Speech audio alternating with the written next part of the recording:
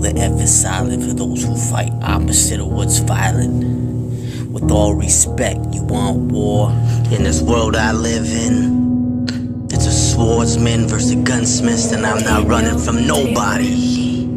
D-Lo Beats. Government ammo, American scandal, sitcom, all sitcoms canceled, rap vandal, turntable tabernacle, ridicule the radical, radio supernatural, radioactive, all extras are extraterrestrial, exit rats of terror, restless on trial, justice for just us, courts, crystals, judicial society, suicidal musical, the mask keep the kids mute at school, the advisory is parental, real life can feel like it's paranormal, parody of the unnormal, unworkable, paramount black portal, a parachute holding the perfect pair to shoot, landing in the arms of a masseuse, on an island of female army recruits, fatigues hidden in the jungle, another animal in this worldly zoo, trying to act professional, hiding under a business suit, wear my blues, I vision the depression we all go through, I grow so I can smoke for me and you, like the pistol I own the rights to, aim if you choose to, try to intrude every winter's a war, I enter the never to lose, but to only settle the score, sorry to send you up north, in silence I move blocks stunned with force, ayo yo,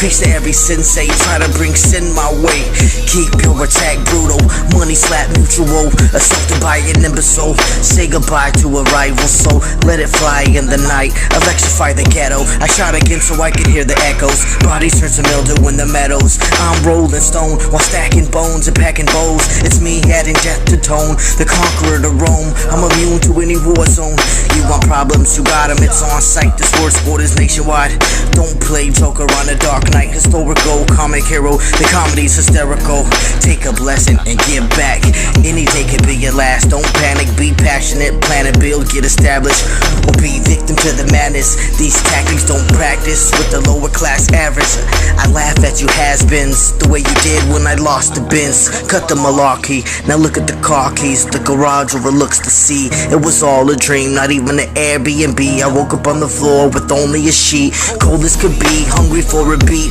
it's up to me to eat off my music, so I hit the streets, feeling like I'm still asleep, eyes hazy, my nose runny, clouds are chasing me like smoke, I know the cops are coming, samurai, I'm in the backwoods hunting.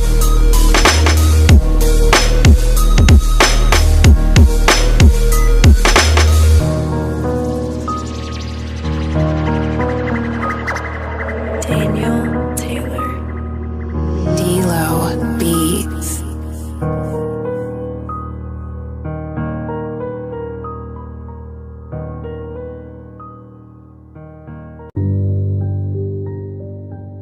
Bruce Leaf, and you know that it's silent for those who fight opposite of what's violent. I'm here to set fire to all you burning sheep. Some of you motherfuckers will never wake up. D-Lo Beats. This is for all you brain dead sheep, ignoring war and peace. I set fire to the body stiff under the corner sheets. The autopsy reads another ignorant human being who got caught up in the crossfires of one who ain't afraid to speak. Play this till your eardrums bleed. I'll set all your masons free. I give a fuck in what you believe. Kick that nonsense to me. Round one, you won't make it to C3, nor will you be able to receive your 33rd degree. All my killings come in the verse where many occur. I attack the eye of the all-seeing curse. Jesus is Zeus, then you must worship Lucifer's birth. And I disagree, it's written in red. The Jesuits are in order. Listen to Bruce Lee while smoking trees. I train with killers who honor their beliefs.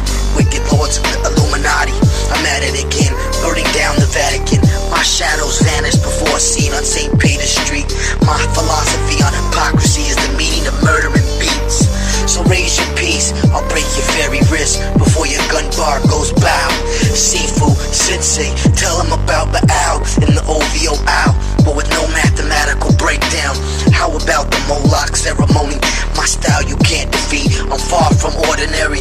Opponents are scared to compete. Holding down my fort with force, the sword I swing. I'm the definition of a catastrophe. And here's a little slap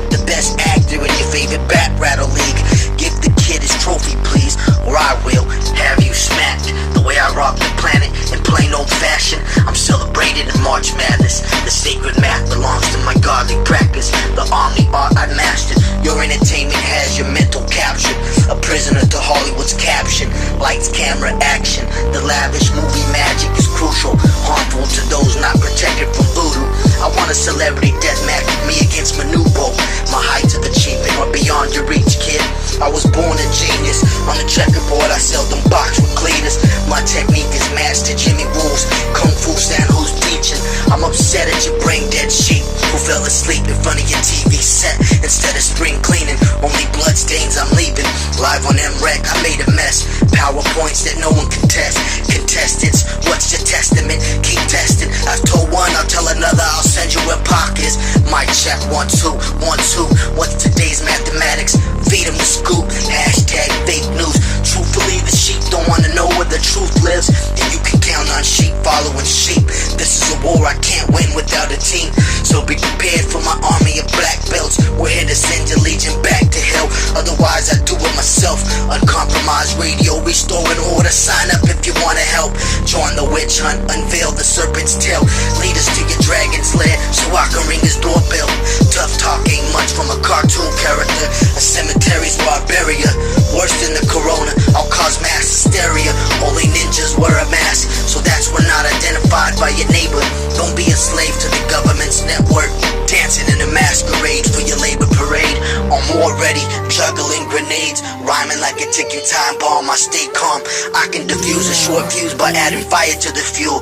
Like my decodes, I move in silence, sounding off alarms. I'm immune to the violence. Hey yo, my firearms will be used for the tyrants. So come on and try it. Death grips, extra clips. I'm applying. The righteous angel gave me the angle on the occult science.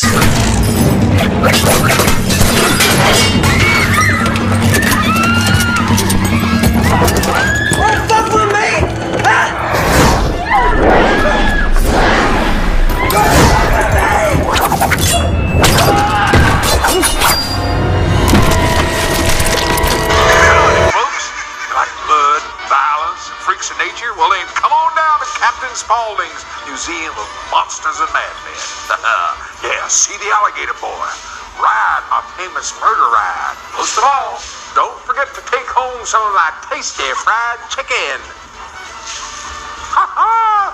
It just tastes so damn good.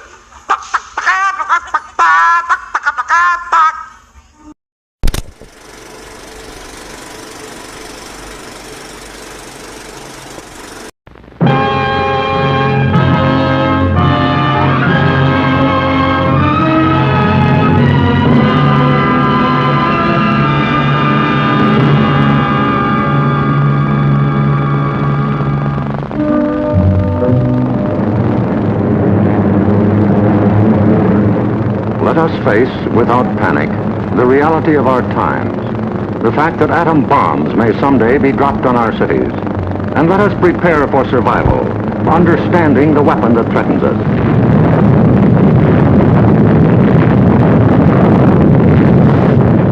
An atom bomb destroys or injures in 3 ways: by blast, heat, and radioactivity.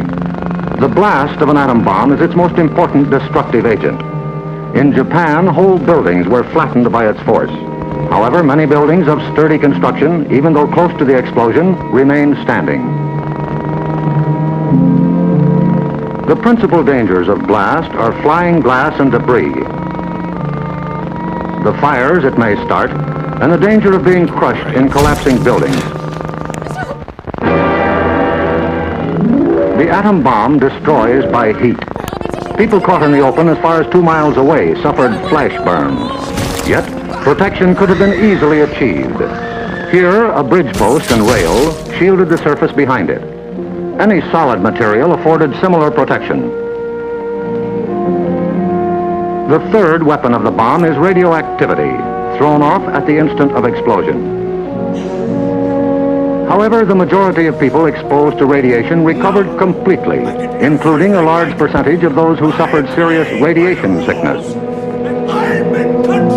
Today, they lead normal lives.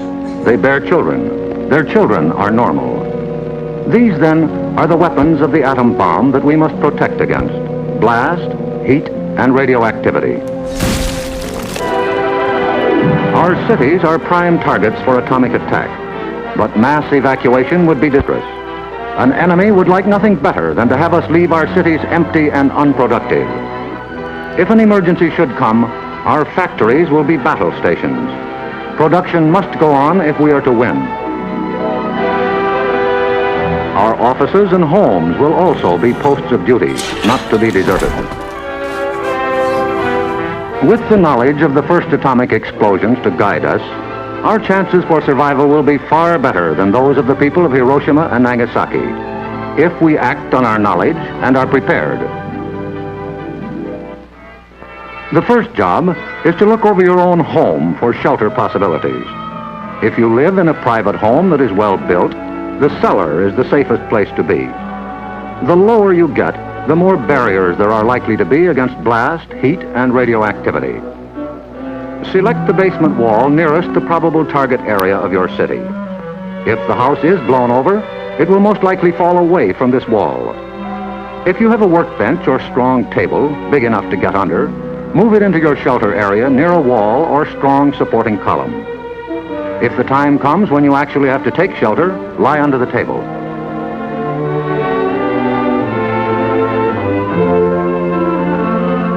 If you live in a home that has no basement, choose a shelter area without windows on the ground floor. An interior hallway is probably best.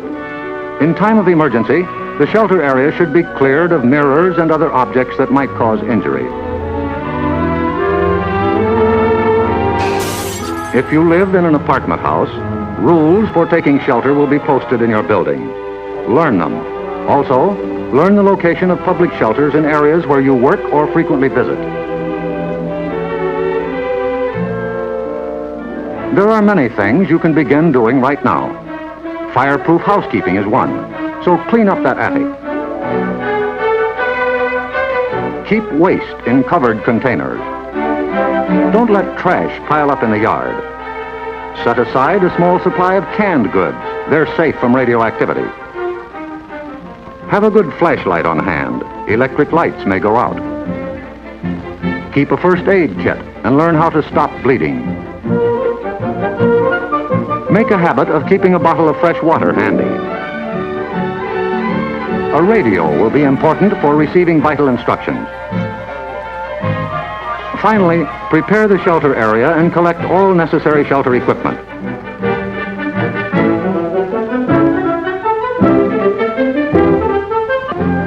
In case of an actual raid or test drill, the alert will be a warbling siren blast lasting 3 minutes.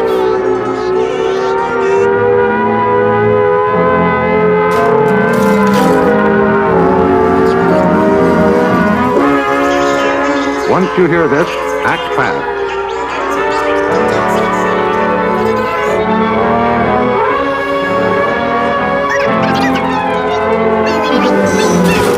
Pull down the shades or blinds and close the drapes against flying glass. Turn off the burners of your gas or electric stoves.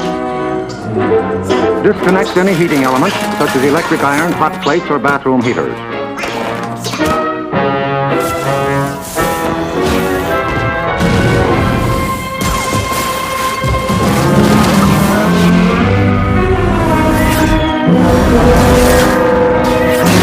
Close all outside doors, but leave them unlocked.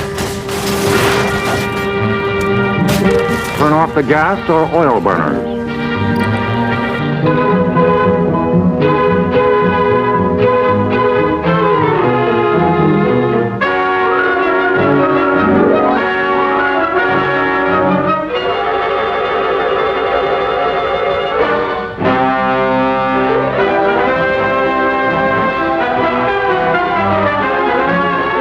Taking shelter may be a race against time, even when you have some advance warning.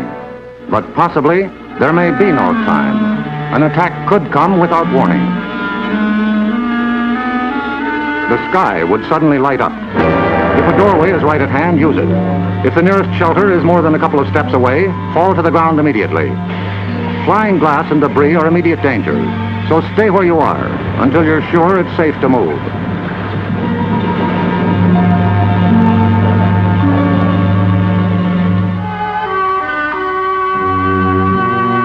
If you are at home when a surprise attack occurs, crawl beneath a table if it is very near, or drop to the floor with your back to the window.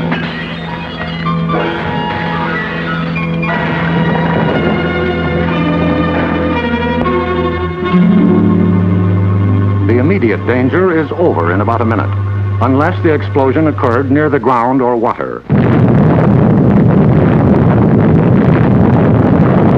In this case, radioactive materials are trapped in the particles of dirt or water thrown up by the explosion. When these particles fall back to Earth, they may be dangerous. So get indoors immediately after a ground-level explosion. Cover broken windows against radioactive dust with blankets or cardboard. Civil defense radiological teams, equipped with radiation survey meters, will check on contamination in any bombed area. Stay under cover until you hear officially that it is safe outside. If you have been exposed to radioactive dust, wash the exposed areas. Pay particular attention to your hair. Get all the dirt from under your fingernails. If the people of Hiroshima and Nagasaki had known what we know about civil defense, thousands of lives would have been saved. Yes, the knowledge is ours, and preparation can mean survival for you. So act now. Someday your life may depend on it.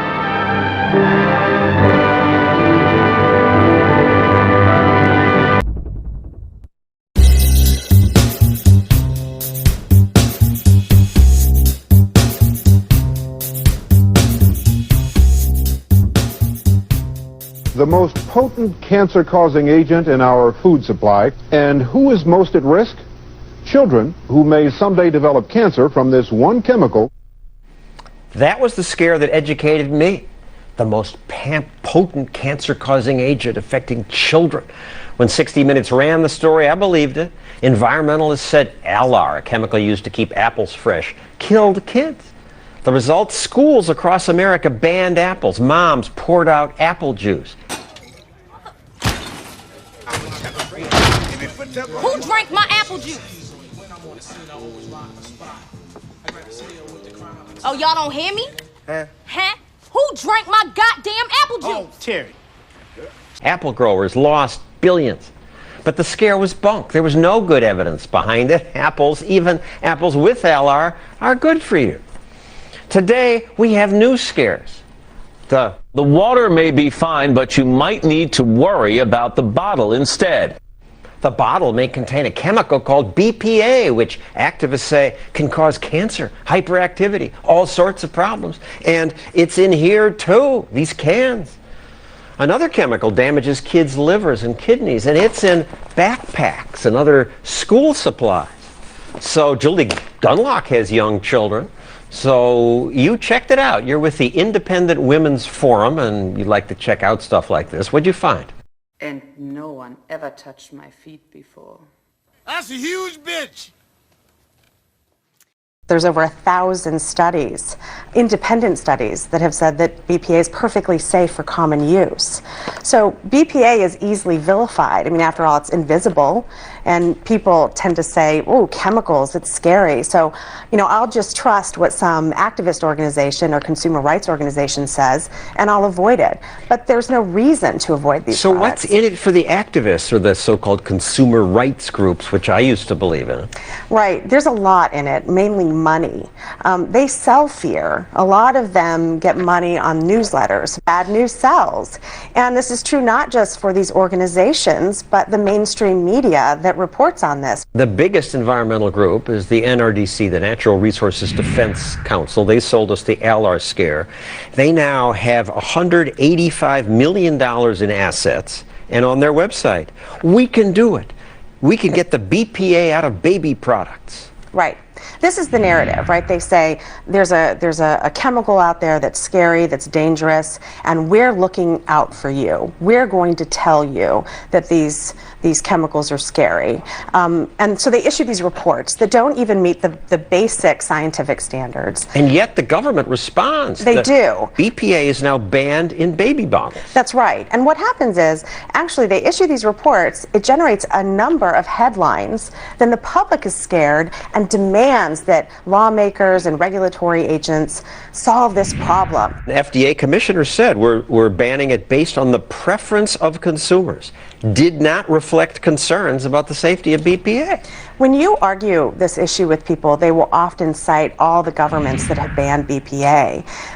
The funny thing is, many of these governments have actually certified the safety of BPA, but due to public pressure, they ban it all the same. So you could say, so what? So they ban that. How are we hurt? Well, we're hurt because this is BPA free. Right. Good. We have a substitute. Well, once I had children, I noticed, my goodness, there's so many things that I should be afraid of. And I mean, not things I really should be afraid of, like loose nukes, but my goodness, there's so many things that I should be afraid of. And I mean, not things I really should be afraid of, like loose nukes, but my goodness, there's so many things that I should be afraid of. And I mean, not things I really should be afraid of, like loose nukes, but be afraid of, like loose nukes, but be afraid of, like loose nukes, but be afraid of, like loose nukes, but You stupid bitch. This is Dabu7. A heads up for folks that are in Austin, and a heads up all the way around here. I want to make people aware of what is happening in Texas. It's more than 30 local, state, and federal agencies have come together holding this major radiological incident exercise in Texas. This is in Austin, Texas, and this is between the 16th and the 20th of this month. This exercise is called Cobalt Magnet 22. This is led by the U.S. Department of Energy's National Nuclear Security Administration, bringing all kinds of other groups together to help them in what they're saying is a culmination of 18 months of planning by the local, state, and federal responders. And they're saying that this is going to take place at various locations around the city. This exercise will simulate a radiological attack. With everything that we've witnessed thus far here on this world stage, with powers that be want to serve up to the people, with events happening right before things go live all too often, I think it would be wise to pay attention to what they're doing out here in our country. So they're preparing for an attack of this nature. And this took, like I said, 18 months of planning. So it's not like they were doing this on the yearly. Although they say that this is tied into the yearly training, this wasn't done last year like this at the same time. This is Cobalt Magnet 22, and it took 18 months to prepare for it. Just so folks know, this is a unique type of thing where unique agencies are coming out. There's aircraft flying over the city, collecting data. There's all types of stuff going on. Counterterrorism groups are on the ground as well. So you've got all these alphabet gangs swarming this area. Just a heads up, in case anything pops off or we see anything in the offing from here. I'm going to break this down further on the next live stream. Join me tonight. You'll find links below. Make sure to hit that subscribe button and the bell notification for more, or you may not even get notified for my videos. Much love. Also starting today, parts of Austin could look like something out of a movie. The city is hosting a radiological incident exercise. It's called Cobalt Magnet 22. It's an exercise for federal, state, and local agencies to practice their response to a radiological attack. People can think of that in terms of nuclear power plant disasters or a dirty bomb, so radiological material that gets involved with like a conventional explosive and causes an issue. Just to be clear, we're talking about nuclear fallout here. The National Nuclear Security Administration is in charge of the event. It's happening today through Friday. It says people can expect to see field teams in protective clothing, planes flying around, and groups of first responders practicing drills. Also starting today, parts of Austin could look like something out of a movie. The city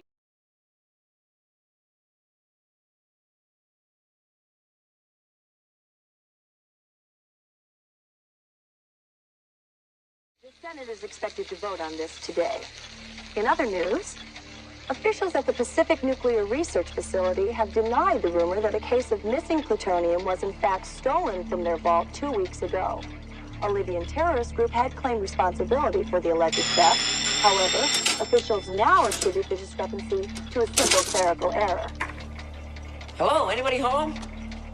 Einstein, come here, boy. What's going on? Oh, God.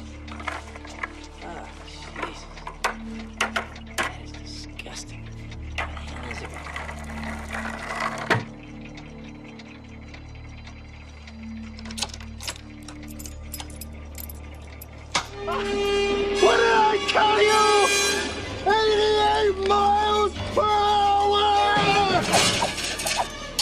Does it run like on regular unleaded gasoline? Unfortunately, no. It requires something with a little more kick. Plutonium. Plutonium. Wait a minute. Are you telling me that this sucker is nuclear? Hey, keep rolling there. No. This sucker's electrical. But I need a nuclear reaction to generate the 1.21 gigawatts of electricity I need.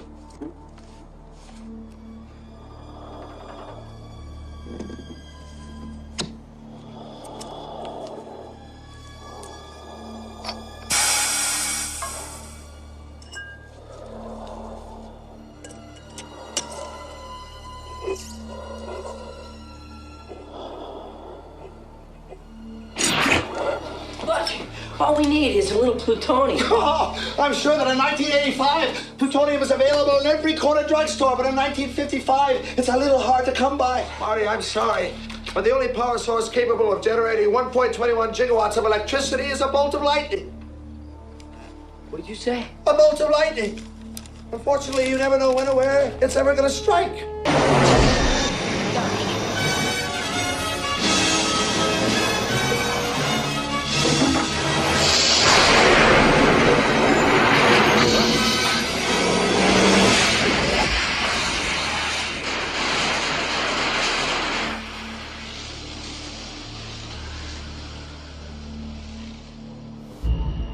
Look at that.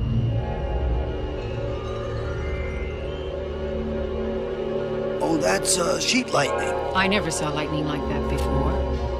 And there are no clouds. I can see the stars. You know, that's about where they set off the first atomic bomb.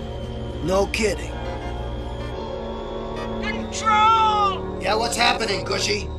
He's sleeping! Ziggy said no, but Sam's sleeping!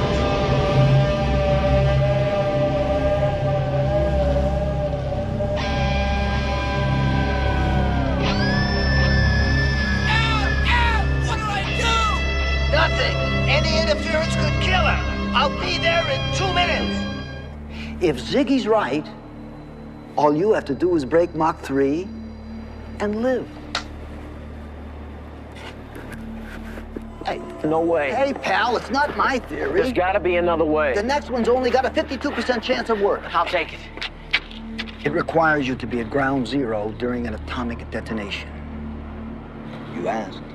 To leap together, we would have had to either been struck by lightning or have been sitting at ground zero during an atomic detonation. Oh, it was lightning. Lightning. I remember a big bolt just as we leaped. Read this. Date of birth, August 8, 1953. August 8, 1953. It's the day I was born. Dr. Samuel Beckett. Born 8/8/53.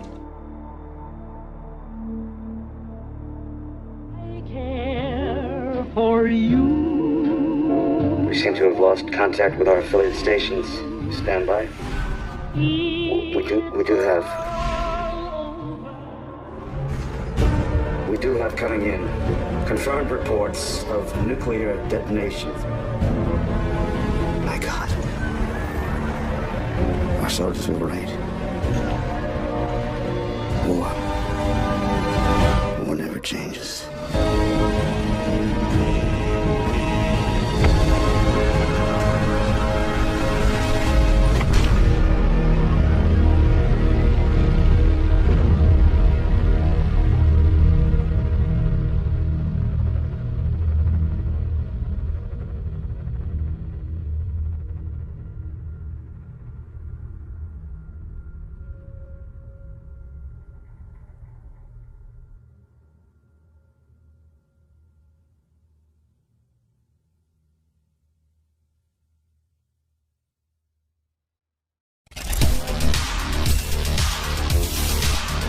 The first bombs fell in the summer of 1988. It was a baptism by nuclear fire. By December, they had blacked out the sun with endless rain. We decided to stop keeping time, and it's been 1988 ever since. We're not sad. We had it coming.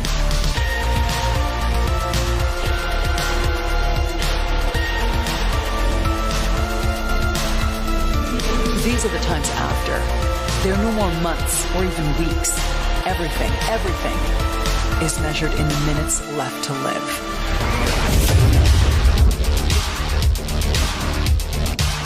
All the devils that we welcome into our hearts.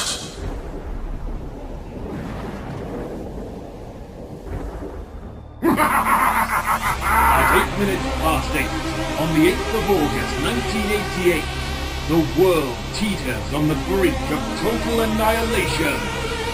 Dr. Hate's demands are simple. Pay $88 octillion within 88 minutes, or 88 thermonuclear warheads pointed directly at Earth will be launched. Who will save us in our time of need? The bravest, the boldest, the best? No chance. The 88 heroes.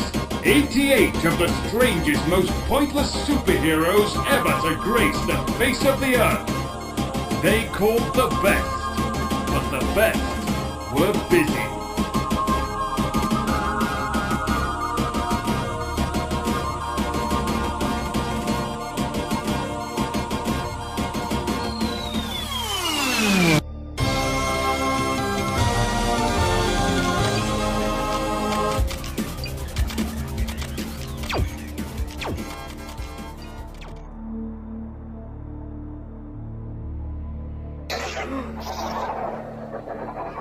What is it?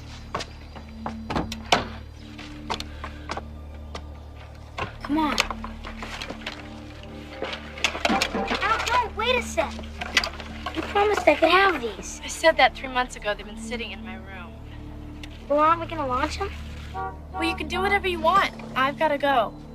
Where? You promised we could launch these. I'm going shopping with Lori and Linda. Al, wait! What about the Thunderbolt? Just forget about the Thunderbolt. It's gone.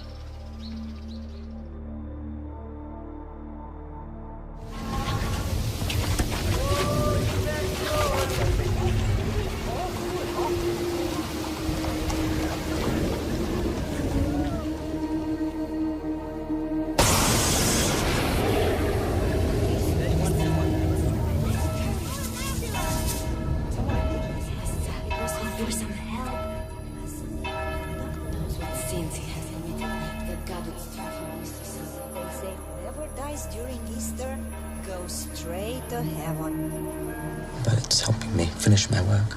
Good. Good, I want to help you. You know, I'm 88 years old, really.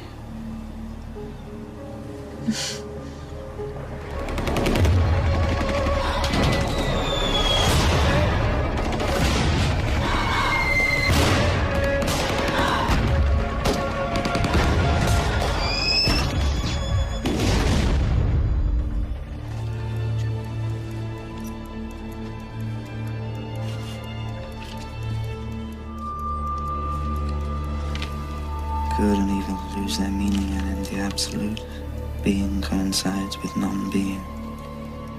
Yes, but what no one dares to say is that in the horizon of these philosophies, atomic wars must be, if not justified, at least accepted. No, I reject that. True meaning of nuclear catastrophe can only be this: the mutation of the human species and the arrival of the new man.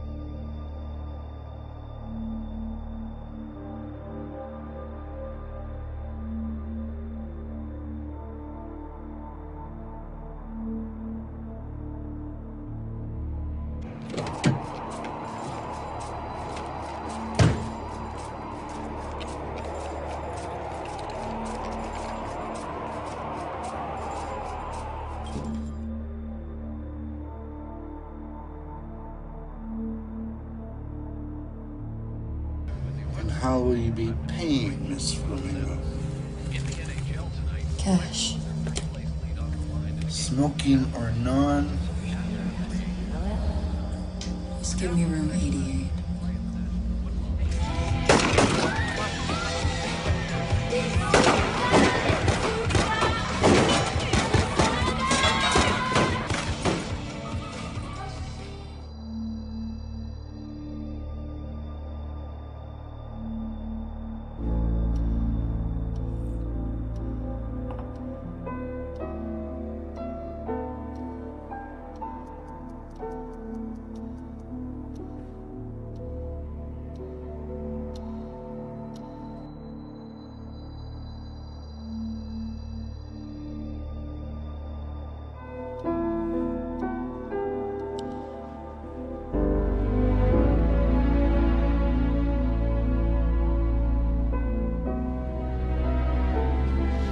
Something hard.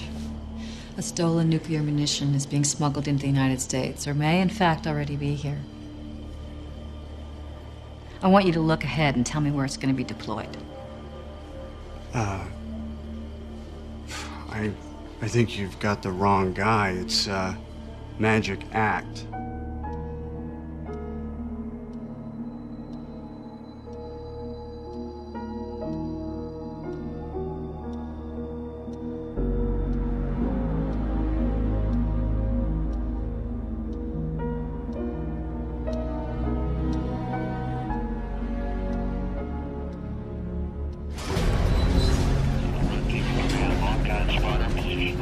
The nuclear device was moved. We need to find its exact location.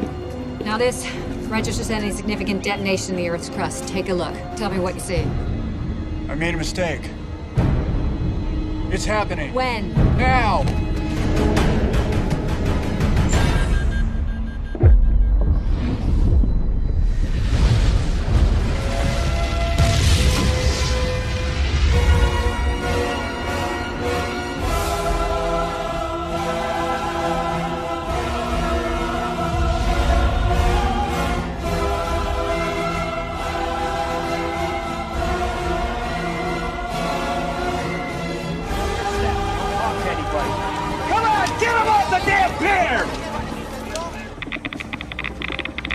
What is all this? Some kind of spill? Yeah, something like that. Look, I work for the Nuclear Regulatory Commission, but accidents and spills are not my field.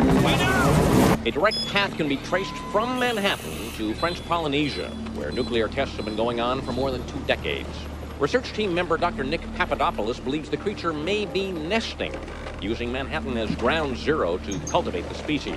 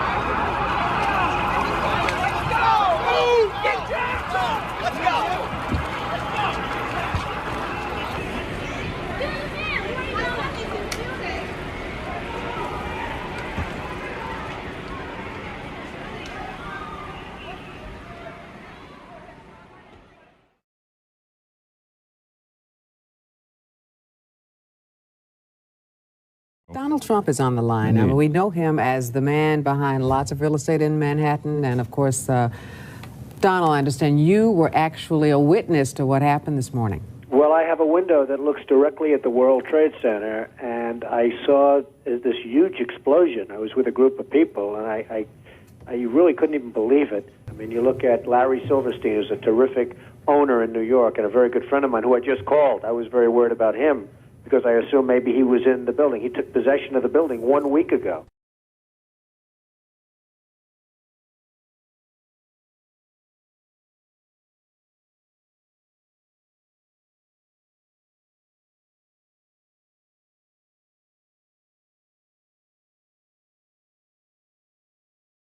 Trump has said, quite seriously, that he's a good enough bargainer to negotiate a nuclear disarmament treaty with the Russians.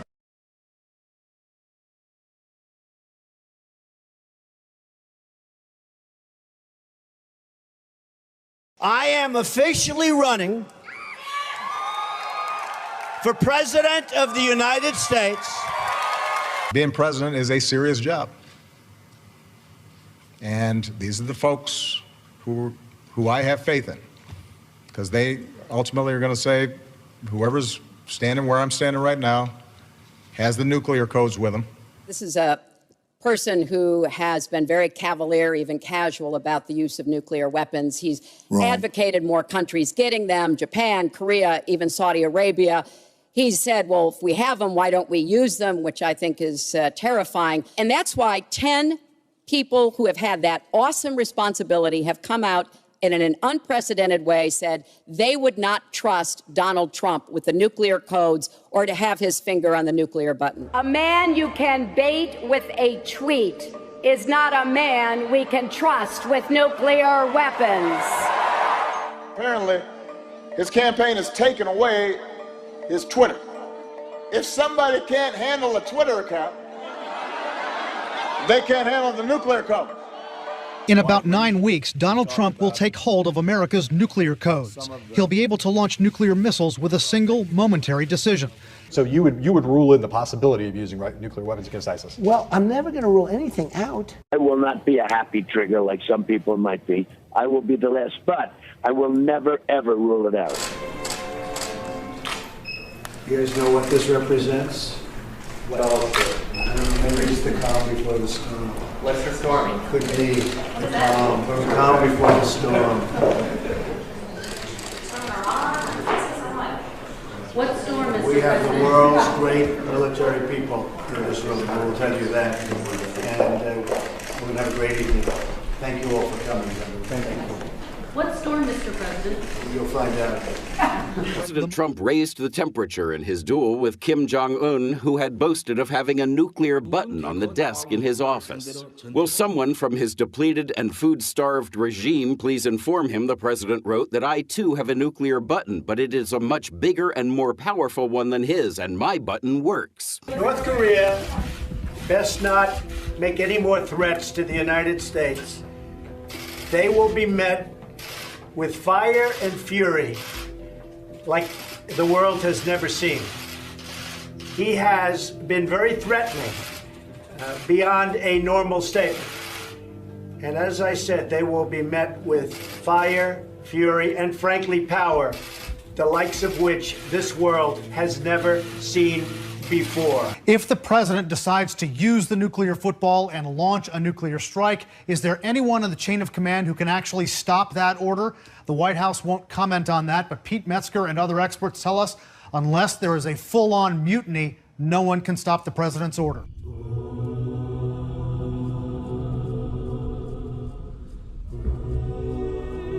want to be president of the United States and make sure that we never again do business with a drug-running Panamanian dictator, that we never again funnel aid to the conscience of convicted drug dealers.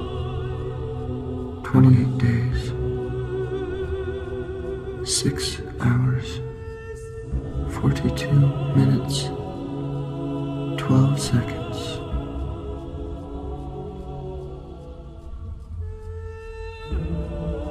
That is when the world will end.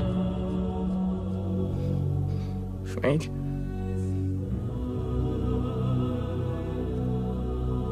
When's this gonna stop? You should already know that.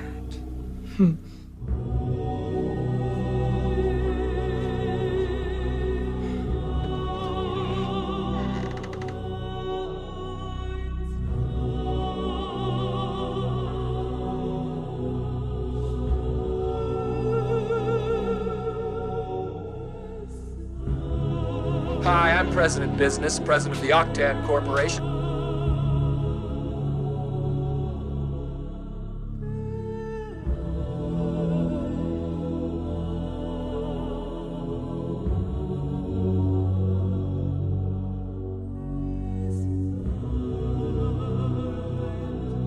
Hi, I'm President Business, president of the Octan Corporation and the world. Let's take extra care to follow the instructions or you'll be put to sleep. And don't forget Taco Tuesday's coming next week. That's the day every rule-following citizen gets a free taco and my love. Have a great day, everybody. You have a great day too, President Business. Man, he's such a cool guy. I always want to hear more of what... Wait, did he say put to sleep? It means I don't believe you. Why else would you show up with that thing on your back just 3 days before President Business is going to use the crackle to end the world?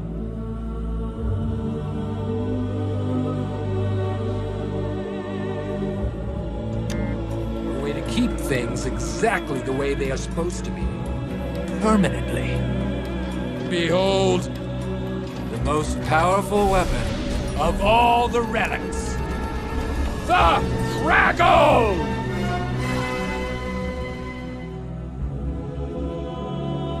Why else would you show up with that thing on your back just 3 days before President Business is going to use the crackle to end the world?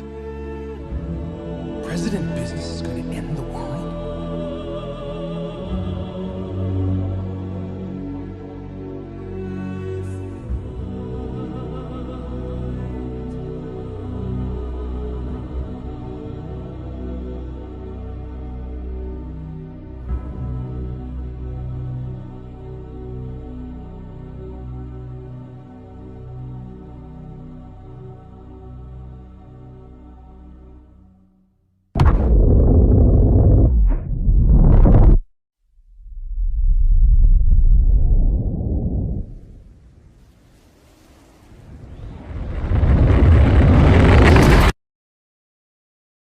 Kind of a QAnon.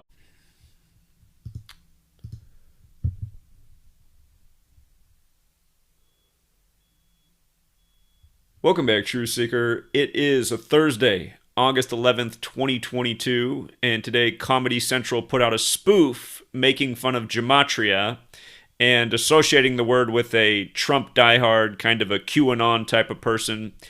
And we've seen some stuff like this from Comedy Central in the last couple of years, but it's been a while, really. I think the last time they did this was when Joe Biden was taking office, and they were making fun of all the people who were wrong about QAnon and the fact that Trump was going to remain in office.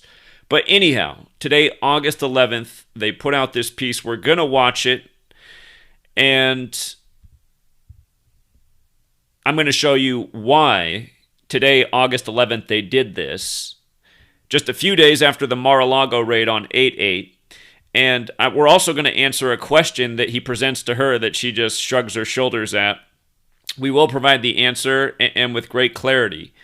And here, let's watch the clip, and then we'll come back and talk about it. So let me get this up here. Again, this was posted on Twitter by The Daily Show today, August 11th, 2022. Eastern Standard Time. It was probably published at 11:01 a.m. Again, if you're on Twitter, whatever the timestamp is, it adjusts to your time zone. So I imagine Daily Show, New York. He betrayed the Iron Race! Get a doctor! I am a doctor, idiot. Don't you come near him! Shut up, you ugly bitch.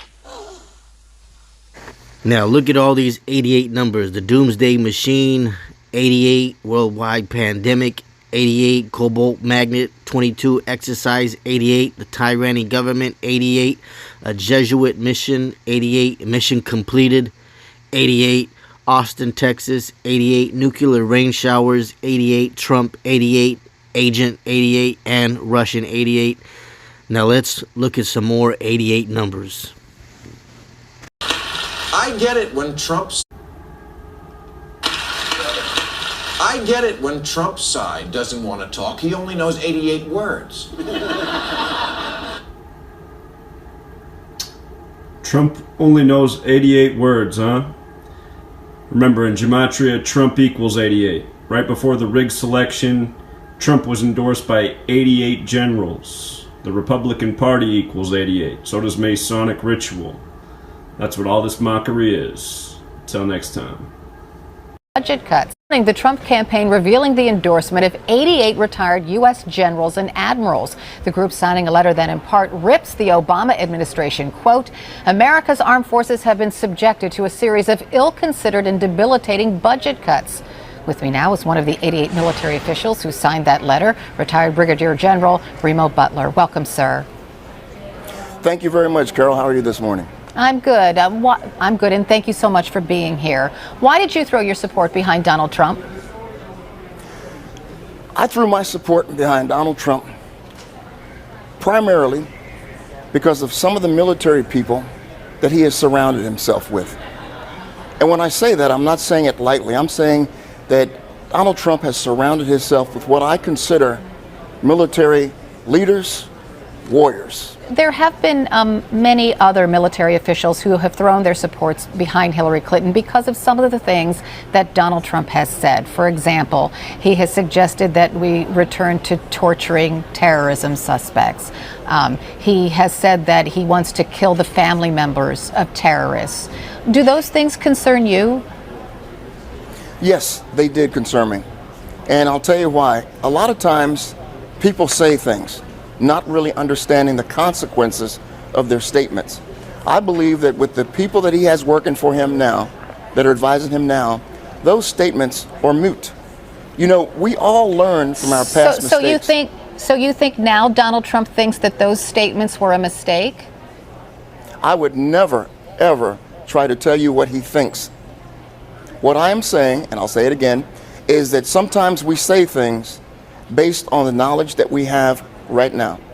I think if he listens to his advisors, they will advise him on things that he can do and cannot do. It's up to him at the end of the day to make the right decision.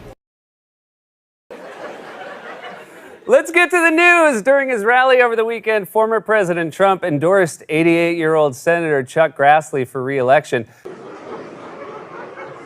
Let's get to the news. During his rally over the weekend, former President Trump endorsed 88-year-old Senator Chuck Grassley for re-election.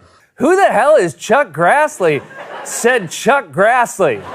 Nigga, you gay. It's not. You took out a full-page ad in major U.S. newspapers last year criticizing U.S. foreign policy. What would you do differently, Donald? I'd make our allies, forgetting about the enemies you can't talk to so easily, I'd make our allies pay their fair share. We're a debtor nation. Something's going to happen over the next number of years with this country, because you can't keep going on losing $200 billion, and yet we let Japan come in and dump everything right into our markets and everything. It's not free trade. If you ever go to Japan right now and try to sell something, forget about it, Oprah. Just forget about it. It's almost impossible. They don't have laws against it. They just make it impossible. They come over here, they sell their cars, their VCRs, they knock the hell out of our companies. And hey, I have tremendous respect for the Japanese people. I mean, you can respect somebody that's beating the hell out of you, but they are beating the hell out of this country. Kuwait, they live like kings. The poorest person in Kuwait, they live like kings. And yet they're not paying. We make it possible for them to sell their oil. Why aren't they paying us 25% of what they're making? It's a joke. This sounds like political presidential talk to me, and I know people have talked to you about whether or not you want to run. Would you ever?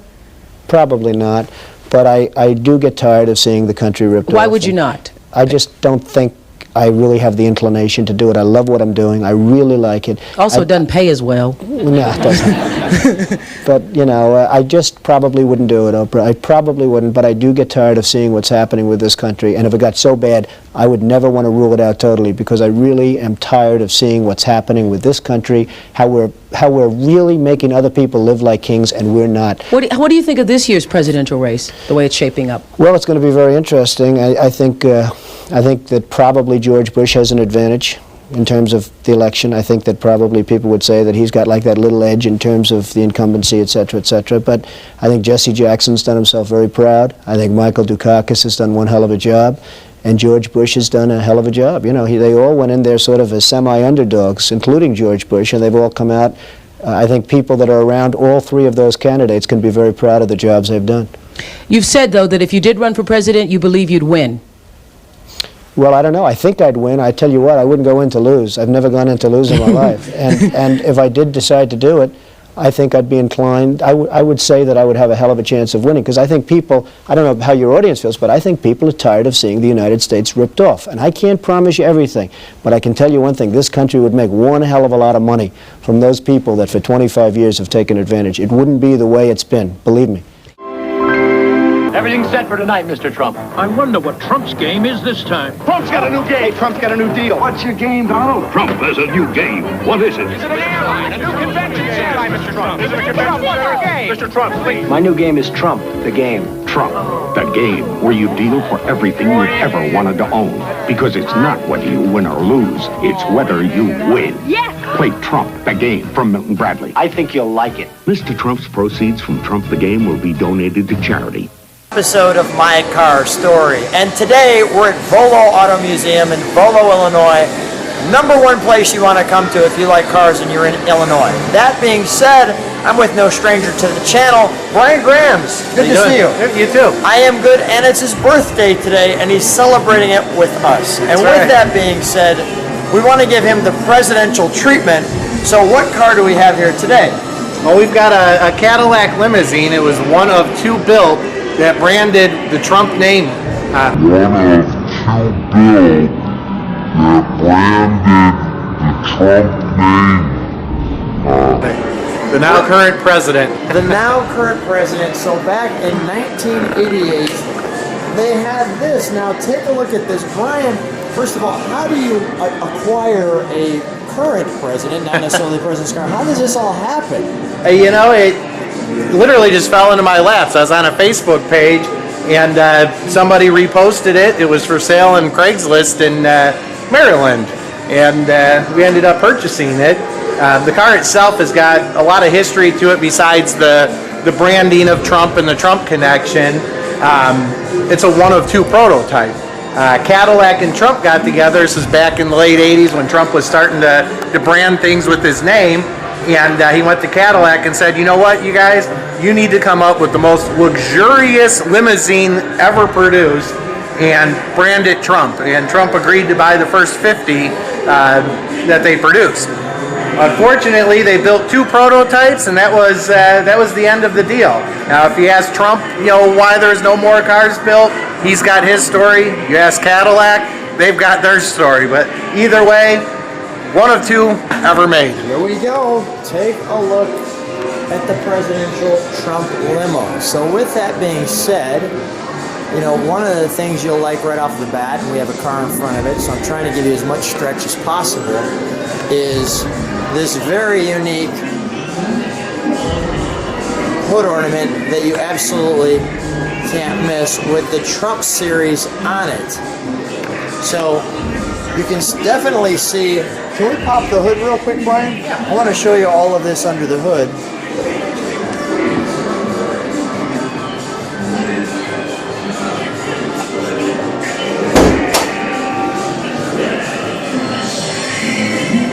While you're doing that, I'll let you pop the hood, but you can see we've got the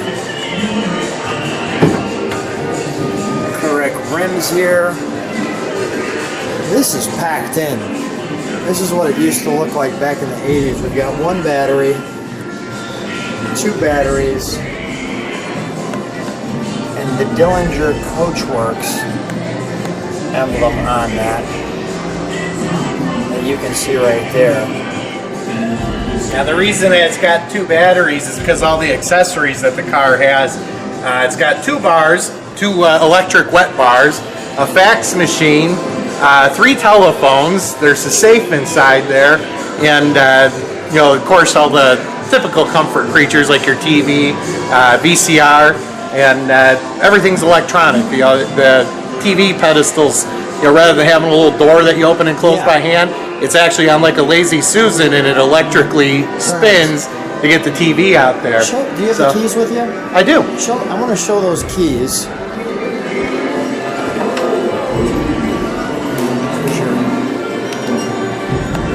Commonwealth of Massachusetts. Like everything else in the car, the keys are gold plated. Look at that. Wonderful. Let me just show the interior there. This is unmistakable. Cadillac Trump. Yeah, they changed, the steering wheel. They put this electric panel on the glove box to operate a lot of the stuff. And you've got the glass here. Actually, it's open, but you have the glass insert right down here. You can see, I'll show that. Take a look. The steering wheel. And the car's all original. Even the tires on it are the original. It only has about 16,000 miles.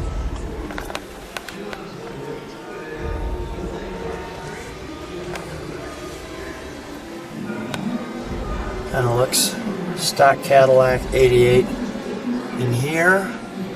But clearly the back half is not stock Cadillac. So let's take a look. A body by Fisher. If you look at the roof, you can see it doesn't follow the factory line. It actually raised the roof a couple inches to give you more headroom. Right there. You can see that. We have that. Wow. That's classy, isn't it? This is picnic tables that would come out, or office tables. Office tables, yeah.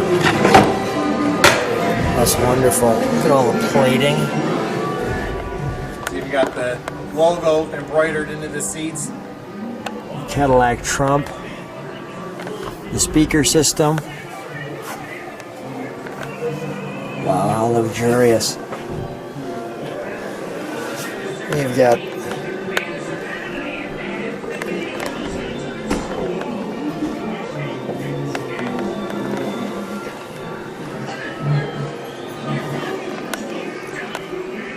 amazing.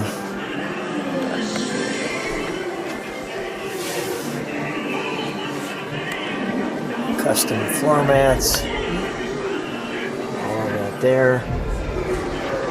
Look at even in the headliner.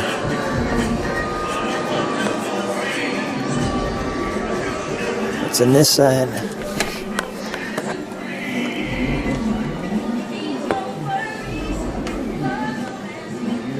Some glare off that light. Maybe past that. I don't know if I got that too well. Very. For your telephones. Got it in the end of summer, beginning of fall. About a good week ago, my niece called and said she thought she had tickets from Senator Deb Fisher. I said, really? Well, she said, I won't know till tomorrow. They're supposed to call me. She called me back the next day and she said, well, they didn't call, so I guess we didn't get tickets. So then, 2 days ago, she called me and she said, guess what, Aunt Alice? We got tickets. So here we are. I went out and bought a new camera because I lost my little one. And I can take pictures with my cell phone, but it's cumbersome. When you get to be 88, you don't want anything cumbersome. Cumbersome. When you get to be 88, you don't want anything cumbersome. I think we need to lead by example, and we, as citizens of the United States, have that responsibility. And if we don't train our children to know, and number one, for example, a law is a law. If you don't like the law, then get yourself in a position where you can change it. But until then, you follow the law, because if you don't lead by example, how do you expect your children to do it?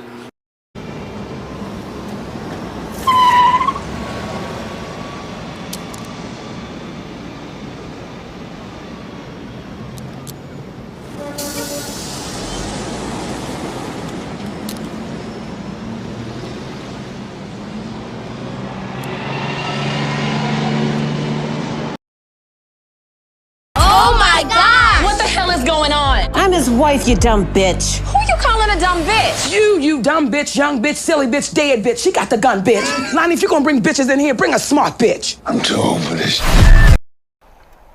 You stupid bitch.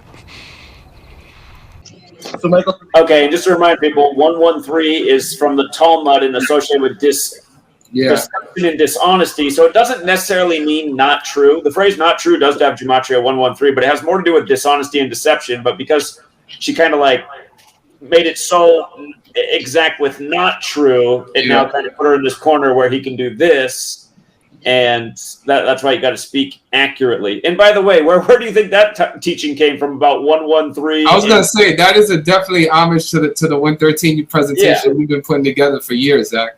Again, just for people who don't know, look how old this post is right here about, and this wasn't the first time I talked about it, but I mean, just we've been talking about 113 and deception forever. So the fact that they went to this first is, again, a sign that they know it's the truth and they're going to try to make it look stupid. But again, do you wonder if they pull on the heartstrings because 113 has been programmed in people's minds because of Pixar?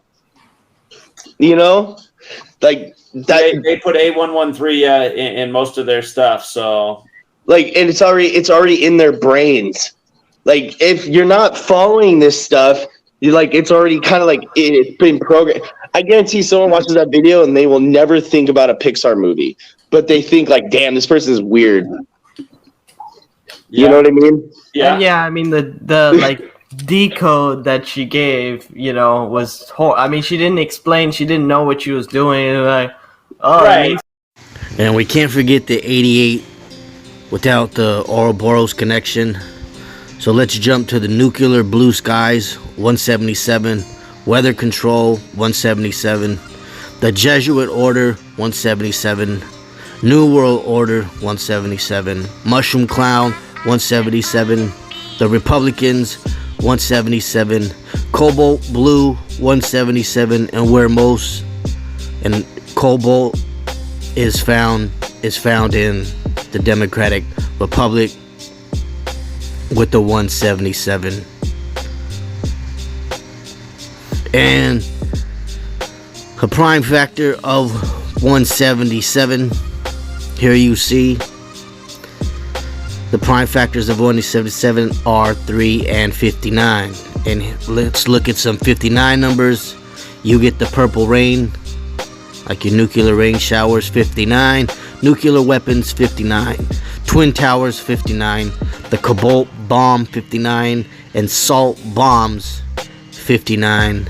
And in German, Cobalt means goblin, and here you see goblin with the 59, and Cobalt 60, 59. Again, prime numbers to 177 will be 3 and 59. So here are our prime numbers for 59 of the 177.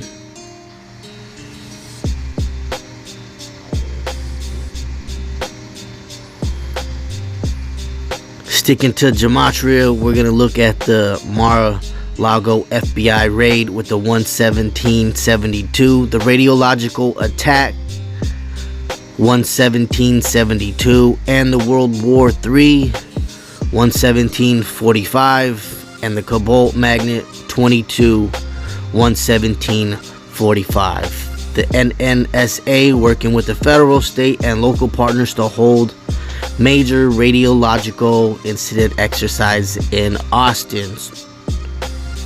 The National Nuclear Security Administration, the Nuclear Emergency Support Team. Trump denies report that the FBI sought nuclear documents. Continuing with some numbers for the biblical aspect of the blasphemy for them trying to play God. Here you see Lucifer 74 115 43, Masonic 74 29 115 43, and the Messiah himself 74 29 115 43. You see the blasphemy, and so we see the connection to the nuclear 74 29 115 43. Confessions of a Nuclear War, the Doomsday Machine. They just ran a Cobalt Magnet 22 exercise in Austin, Texas. Regards to a nuclear radiological attack. New York with the PSA announcement for preparation of a nuclear attack. Ignatius of Loyola, the founder of the Society of Jesus, will equal 201. George Mario Bergoglio, 201. Catholic Pope, 201. The Holy Bible, 201. The Order of Illuminati, 201.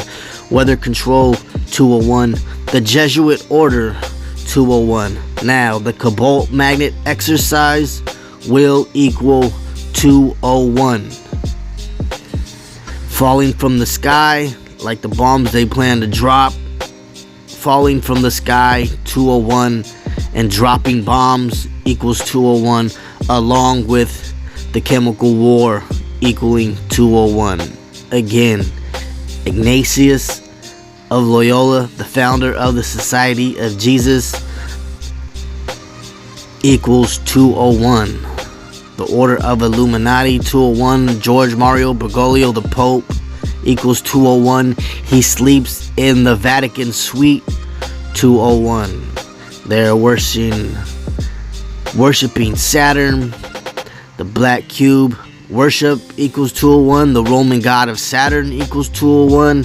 This is the Jesuit 201 stamp. Cobalt Magnet exercise, 201. Falling from the sky, 201. Dropping bombs, 201. And chemical war, 201. Let's get back to the Nuclear attack. Don't ask me how or why, just know that the big one has hit. That's the opening line in the public service announcement that stunned many who live in America's most populous city, confused initially that a nuclear attack might have happened and that they simply missed it. But the city's mayor pushing back that the hypothetical nature of the announcement was alarmist. No, I don't think it was alarmist. I'm a big believer in better safe than sorry. I take my hat off to OEM. This was right after the attacks in the Ukraine. And OEM took a very proactive step to say, let's be prepared. And it doesn't mean just a nuclear attack. It's any natural disaster. Pack a bag. Know where your medicines are located. These are just smart things to do. And, you know, many of us, we think about COVID and other things that have been on the forefront, but we're still one of the top terrorist threats. There are no imminent threats to the city that we know about, but we always have to be prepared as New Yorkers, and I think OEM did the right thing. We're going to always be proactive, not panic, but we're going to be prepared. Okay, so what do we do? The video takes viewers through 3 steps on how to respond to an attack of this nature. Step 1, get inside fast. You, your friends, your family, get inside. And no, staying in the car is not an option. You need to get into a building and move away from the windows. Step 2, stay inside. Shut immediately. After Russian threats to away from your body. Mayor Adams suggesting the war in Ukraine as the main reason for the PSA after Russian threats to use nuclear weapons to defend its sovereignty. When I saw it and heard it, I thought it was a great idea. My understanding is that it was really taking necessary steps after what happened in Ukraine to give preparedness. But not only it's not only nuclear. We need to be clear on that. It's preparedness. We're going to continuously put out, as we move into hurricane season, we're going to put out a series of PSAs, a series of announcements about preparedness. We're in this preparedness space because the worst thing we could happen is not to tell people prepare. New Yorkers had mixed reactions. I feel like it's always important to inform the people of incoming danger, and I think if there's like a plan that they were going to implement, I think that would also be important for us to know. So I think this message is a little alarming, quite frankly. There's so many other things going on to worry about. And if I have to find cover somewhere, I definitely will. But it's really hot today, and I honestly feel like I just can't be bothered today. You stupid bitch! You filthy slut! Did you fuck with me? Yeah, I'm scared. I'll tell you the truth, I'm scared. I think about it a lot. A sentiment now shared by many. The Office of Emergency Management later putting out a statement that the likelihood of a nuclear weapons incident in New York City remained low, but that they wanted to draw attention to something people don't give much thought to. And on that, mission accomplished. Sherwin Briceby's SABC News, New York. Take you to Event 201. This is the scenario that was put forward at that event. A quick spreading novel coronavirus had its beginnings on a pig farm in South America. There was no cure and a vaccine was at least a year off. It was an incredibly quick transmission. Many people were infected. There was economic collapse, social media disinformation, and when it was all said and done 18 months later, over 65 million dead. The outtake of this simulation exercise were several recommendations that would help prepare us for the next pandemic. I think an epidemic, either naturally caused or intentionally caused, is the most likely thing to cause, say, 10 million excess deaths. And that it's pretty surprising how little preparedness there is for it. Now, it's tricky because this is a global problem, so how do countries work together? Which countries should put up what resources? And every aspect of it, the resources to go engage in the affected countries, the allocation decisions. As we've seen various flu scares come along, we haven't had a super good response. So the paradigmatic examples are smallpox for an intentionally caused thing, that there was a simulation called Dark Winter that didn't come out very well, i.e. smallpox scored 1 and humanity scored 0. Flu epidemics, where we always talk about the potential recurrence of a 1917 like Spanish flu problem, and then Ebola, which although it was much smaller, there was some luck involved in that. Because it wasn't spread through respiratory contact, the reproductive rate was a lot lower, and it was basically people who were sick or dead who were doing most of the transmission. And so through a lot of heroic effort and a little bit of luck, it stayed under control and was largely contained to the 3 countries. Zika is still recent enough that the understanding of, okay, should we have seen it sooner? Even understanding what the steady state case looks like in terms of immunogenicity, why it showed up in South America and didn't show up in Africa. I know people are hard at work trying to answer these questions. So the lessons from that one, I'm not trying to minimize that one at all, but I think they're less clear than from Ebola. I think it's too bad in a way that we had to have these epidemics to get us to move, but the timing in terms of the science, the recognition that epidemics don't respect borders, and so whether you're looking at this through a humanitarian lens or a purely domestic lens, these are investments that should be made. I think this is a very positive step. Multiple claims on social media say world leaders met for a pandemic simulation right before the first new coronavirus cases were reported. Is this a coincidence or something more? Join us. On October 18th last year, Johns Hopkins Center for Health Security, in partnership with the Bill and Melinda Gates Foundation and the World Economic Forum, conducted a pandemic simulation exercise. Named Event 201, the exercise simulated the outbreak of a novel coronavirus, modeled largely on SARS, with no known vaccines. From bats to pigs to people, the hypothetical pathogen was assumed to be efficiently transmissible with mild symptoms in a community. A simulation is an iteration of a processor system operating over time. Using computation, a simulation plays out a scenario based on assumptions that are presumed realistic, but not an exercise based on real data of a previous scenario. The method has been widely applied in epidemiology research. Though simulations rely on assumptions, it depicts probable trajectories of real-life scenarios given the concurrence between the two. Hence, simulations often end up with over- or underestimations when compared to real events, but provides insight into the nature of the scenarios. In the Event 201 simulation, the disease presumably starts in pig farms in Brazil and initially spreads quietly. Transmission gains momentum in the healthcare settings, and the virus is initially exported via air travel to Portugal, United States and China. The outbreak, henceforth, skyrockets in spreading randomly to 300 major cities in the world through international travel. Initial number of imported cases range from 1 to 4 for each city with an infectious period of 5 days. After initial imports, each city is presumed to follow a transmission rate R0, number of new infections generated by each case on average over the infectious period, ranging from 1.1 to 2.6 per case. Holding the whole human population susceptible cumulative number of infected cases double every week during the initial months. The pace presumably declines approaching a peak at the end of 18 months, a timeline when the vaccine is assumed to be developed and administered effectively, or the disease is assumed to turn endemic.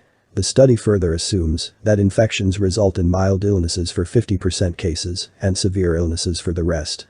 While the mildly infectious group recovers in 7 days, the severely infectious group presumably holds a 14% fatality rate after 10 days. The simulation assumes that each person can be infected only once, and no medicine or vaccine is invented during the simulation to affect the transmission rate. The model does not consider several other factors of further escalation, such as intercity mobility within an affected country, medium of transmission, level of human interaction and behavior. Nor did it consider such important sources of deceleration as extent of healthcare efforts, diffusion mitigation measures, restricting mobility and collective behavioral change. Under these assumptions, the scenario ends at the 18-month point with 65 million deaths, which appears to be an overestimation. Event 201 was run by the Johns Hopkins Center for Health Security in partnership with the World Economic Forum and the Bill and Melinda Gates Foundation. It invited people from business, government and public health to simulate coordinating a policy response to a theoretical pandemic. The simulation was based on a coronavirus, but that doesn't mean the organizers knew about the one that causes COVID-19. The first known cases of COVID-19 weren't publicly identified until December 2019, although media reports of unpublished data suggest that some early cases may have been infected in November that year. Coronaviruses are a broad category of viruses which cause a number of different respiratory illnesses. One is the common cold, but the category also includes SARS, the severe acute respiratory syndrome, of which there were outbreaks in 2002 and 2004, and MERS, Middle East respiratory syndrome, in addition to COVID-19. The organizers said. The players' responses to the scenario illuminated the need for cooperation among industry, national governments, key international institutions, and civil society to avoid the catastrophic consequences that could arise from a large-scale pandemic. At the time, Event 201 was not covered widely by the media, but it was covered. In the UK it appears the Telegraph was the only major outlet to report on it.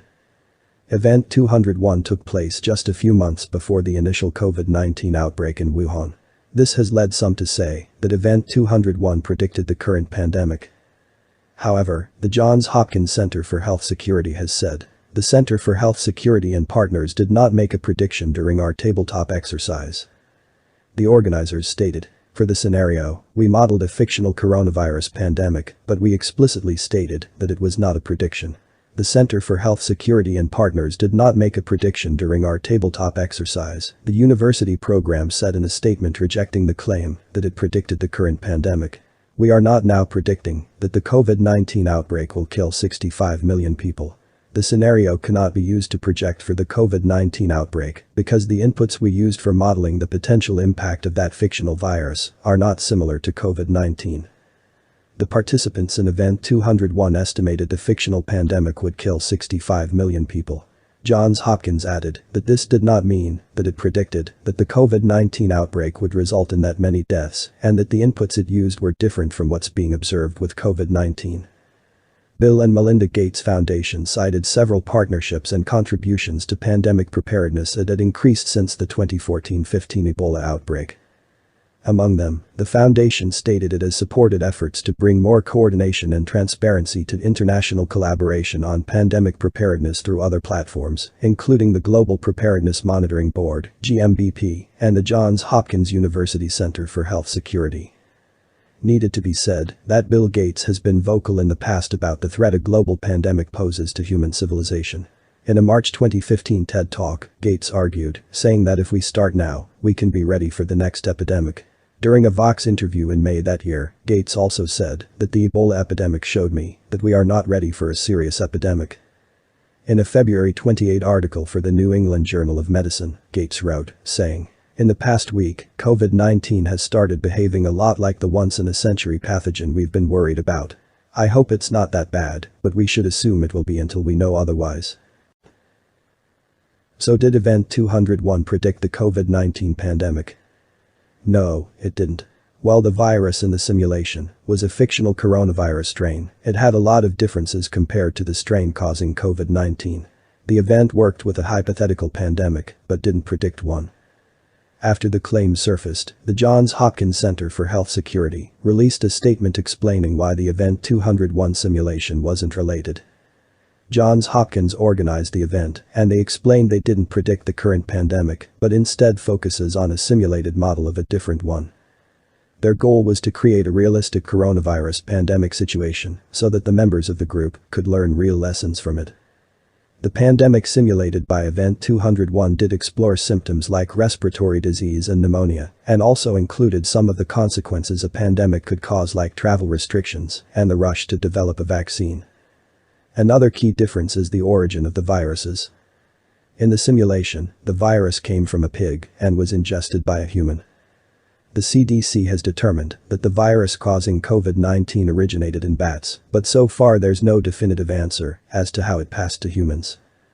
While the event didn't predict the current coronavirus pandemic, it did point out how unprepared the world was to control such disease.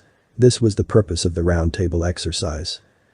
After the event ended, the organizers released a document of recommendations explaining how these conclusions would require collaborative efforts between governments, international organizations and global business, as these further decisions would reduce long-term effects and consequences of a global emergency. As for the timing of the event, this isn't just simple coincidence, nor is it a sign that, somehow, the organizers knew about this specific coronavirus before it was reported. It's more that the reason for running these exercises reflects what the scientific community knows about pandemics. Johns Hopkins said at the time that the world has seen a growing number of epidemic events, and experts agree that it is only a matter of time before one of these epidemics becomes global. As well as Event 201 last year, it also ran a similar exercise called CLADEX, which simulated the impact of a fictional virus with flu-like symptoms. As for why the organizers modeled the impacts of a coronavirus as opposed to any other disease, again this isn't a result of conspiracy or coincidence but expertise. For one, the world has seen recent outbreaks of coronaviruses such as MERS and SARS, so it's a relevant type of virus to model. The Center for Health Security has hosted 3 pandemic simulations prior to Event 201, going back to a 2001 simulation, known as Dark Winter. The October simulation was the first time the center included private sector actors in its exercises, in the hopes of modeling how they might also react in such a crisis. And because coronaviruses are particularly good at evolving, scientists have previously warned that they are contenders for pandemics. Near and far, as life continues through the disruption, everyone tried to show amazing resilience and adaptability over recent weeks.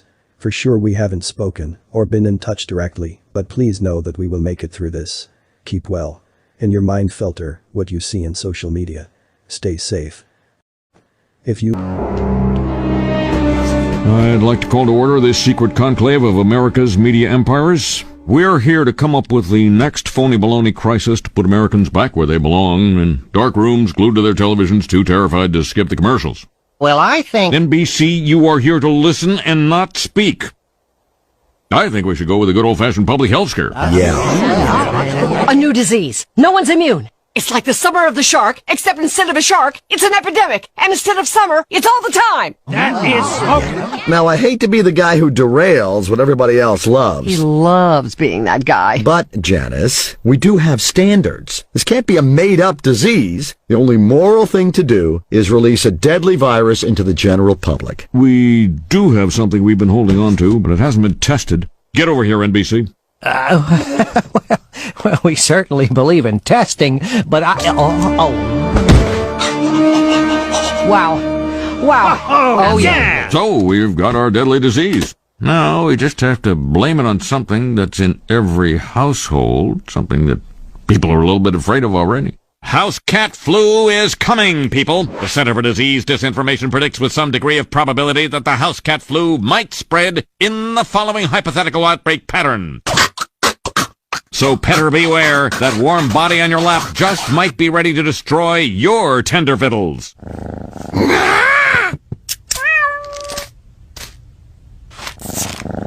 Springfielders are advised to stay tuned for more information if they experience any of the following symptoms: mild thirst, occasional hunger, tiredness at night. Vice President Biden, your reaction, and just 40% of Americans say they would definitely agree to take a coronavirus vaccine if it was approved by the government. What steps would you take to give Americans confidence in a vaccine if it were approved? Make sure it's totally transparent.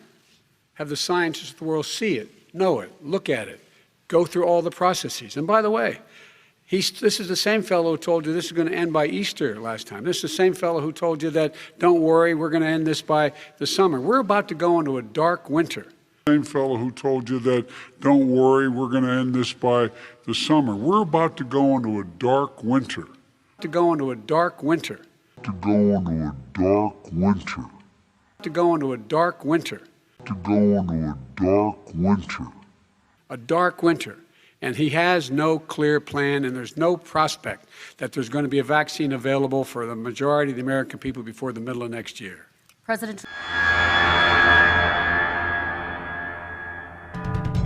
As governments and media continue their barrage of climate propaganda, the National Climate Action Plan I unveiled will cut carbon pollution, protect our country from the impacts of climate change, and lead the world in a coordinated assault on a changing climate. Feeding Americans with failed predictions for man-made global warming. And these changes are picking up speed. Mother Nature has not heard their message as temperatures plummet across the planet. The National Weather Service already calling this a crippling, potentially historic blizzard. This Arctic blast is not just another winter storm. A massive blizzard barreling down on the Northeast corridor. A growing number of climate scientists are challenging the establishment wisdom. Not the weather extremes that's important, it's the trend lines. And trend lines are clearly showing we're heading into a cold era. John Casey's bestseller Dark Winter explains what's at stake with the coming Little Ice Age as politicians bicker over carbon emissions. It was never about the science to start with. It was always a political agenda. What were you thinking? Why did you not act? The world has never been spoken to quite this way. We've never been warned like this before, all of us, about climate change, nor have so many countries agreed quite this much on the clear and present danger it represents. Here is the takeaway. Unless the world changes course quickly and dramatically, the fundamental systems that support human civilization are at risk. This is all coming from the UN. We've been told that Earth's climate has been changing. And for 30 years, scientists supporting the United Nations view have inserted the idea of man-made global warming into our consciousness, into our politics, schools, and even our churches. There's one issue that will define the contours of this century more dramatically than any other, and that is the urgent and growing threat of a changing climate. We cannot condemn our children and their children to a future that is beyond their capacity to repair. With current climate trends setting record cold temperatures, many are questioning global warming theories. And a growing number of climate scientists are seeing that global temperature data no longer shows a heating trend, and that most of the global warming predictions have failed to come true. And scientists who challenge the global warming consensus are now targeted for attack. John Casey is a highly credentialed scientist and engineer who has stood up to the establishment on global warming. He sees solar cycles as the primary driver of climate change, not carbon emissions. Casey's controversial new bestseller, Dark Winter, argues that global warming has ended and a new, more ominous threat faces humanity. A period of plummeting temperature that's enveloping the planet that will radically change life on Earth, including political unrest, famines, mass migrations of people, and even a wave of unprecedented earthquakes and volcanic eruptions.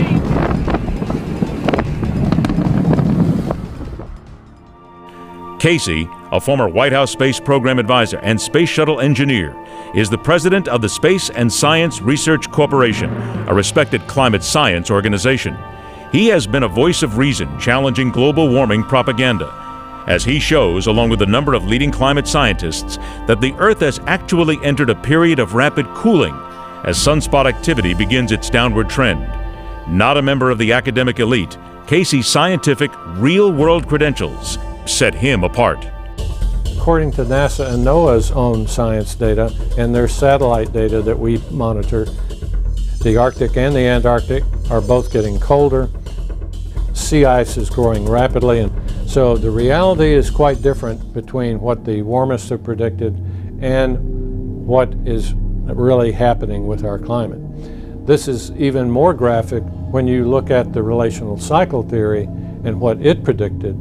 For example, we predicted that the global warming would end between 2007 and 2010. We had a news conference in 2008 to announce that it had in fact already ended, that a new cold era had begun. All of the predictions then, and there are many, from the Space and Science Research Corporation and other global cooling researchers have in general come to pass, whereas most of the major predictions from the UN and even our own U.S. science agencies in the last 6 years have failed utterly.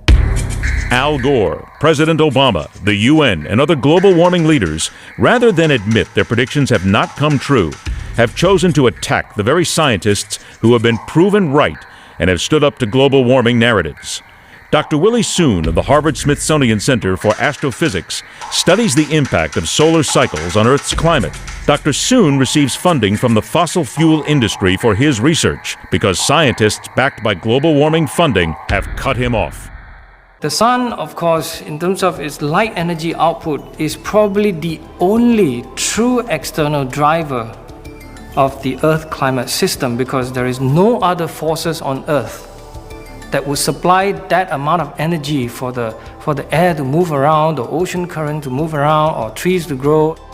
So there is no doubt that the sun is the main driver and supplier of energy to the Earth weather and climate system. They are clearly promoting the vision that if we do not cut our carbon dioxide emission, disaster, crisis, whichever bad connotation you can find, will come to Earth. So it is that kind of alarmism that appalls me as a scientist. There is no one in the world who would insist that everything is having to do with the sun. All we are trying to do is that there's this plausible picture of how the sun could cause some of the changes in the climate system. Why not study it carefully? It's very, very difficult, in my opinion, to try to insist and suggest that carbon dioxide, even as of today, when we emit this carbon dioxide, is going to drive the climate system. It's a complete false picture. Climate change or climate variation occurs all the time, as it has for millions of years.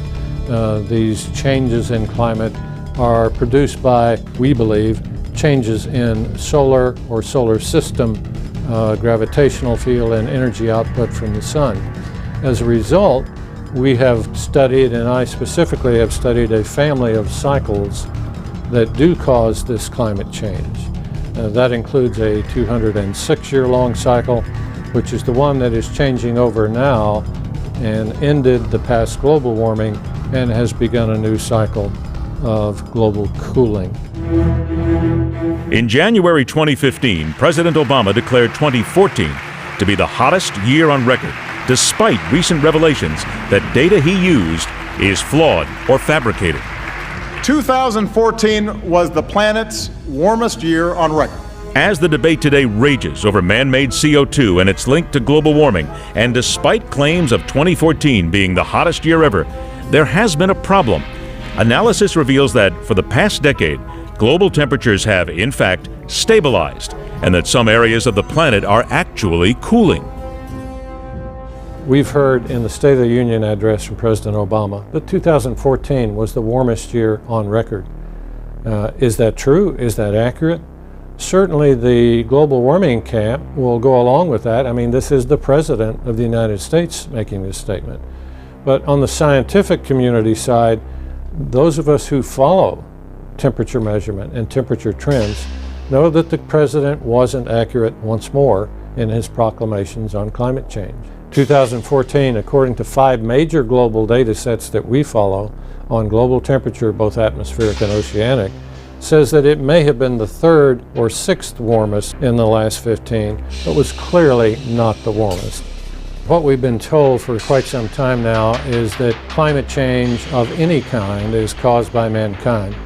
That is a modification of what used to be called man-made global warming. When it became apparent that the Earth was cooling, that climate terminology shifted to just climate change, and in my opinion was simply a political co-op to include virtually any change of climate somehow being blamed on mankind. It is more a political definition than a realistic one. A review of the 5 major global temperature data sets, records for the last 18 years, are far from conclusive that global warming has continued despite what we are being told. The idea of science is you're really supposed to be skeptical, so there's always a quest to verify what we know, to understand that we haven't made a mistake, and that we continue on and develop science. And if we've closed our mind, if we close the doors, we are now shutting ourselves out from the real truth, which is what science is all about after all. How did global warming become a global obsession? A Hollywood storyline was not a bad way to start. In the next segment, John Casey confronts the conventional thinking on climate change. It's pretty rare that you'll encounter somebody who says the problem you're trying to solve simply doesn't exist. Make sure you get your copy of John Casey's best. Trump, your reaction, he says you have no plan. We're going to have a dark winter at all. We're opening up our country. We've learned and studied and understand the disease, which we didn't at the beginning. When I closed and banned China from coming in heavily infected, and then ultimately Europe, but China was in January. Months later, he was saying I was xenophobic. I did it too soon. Now he's saying, oh, I should have, moved quicker. But he didn't move quicker. He was months behind me, many months behind me. And frankly, he ran the H1N1 swine flu, and it was a total disaster, far less lethal, but it was a total disaster. Had that had this kind of numbers, 700,000 people would be dead right now, but it was a far less lethal disease. The year 2020 has witnessed a series of crises, and this will continue wreaking havoc on our economy in the coming months.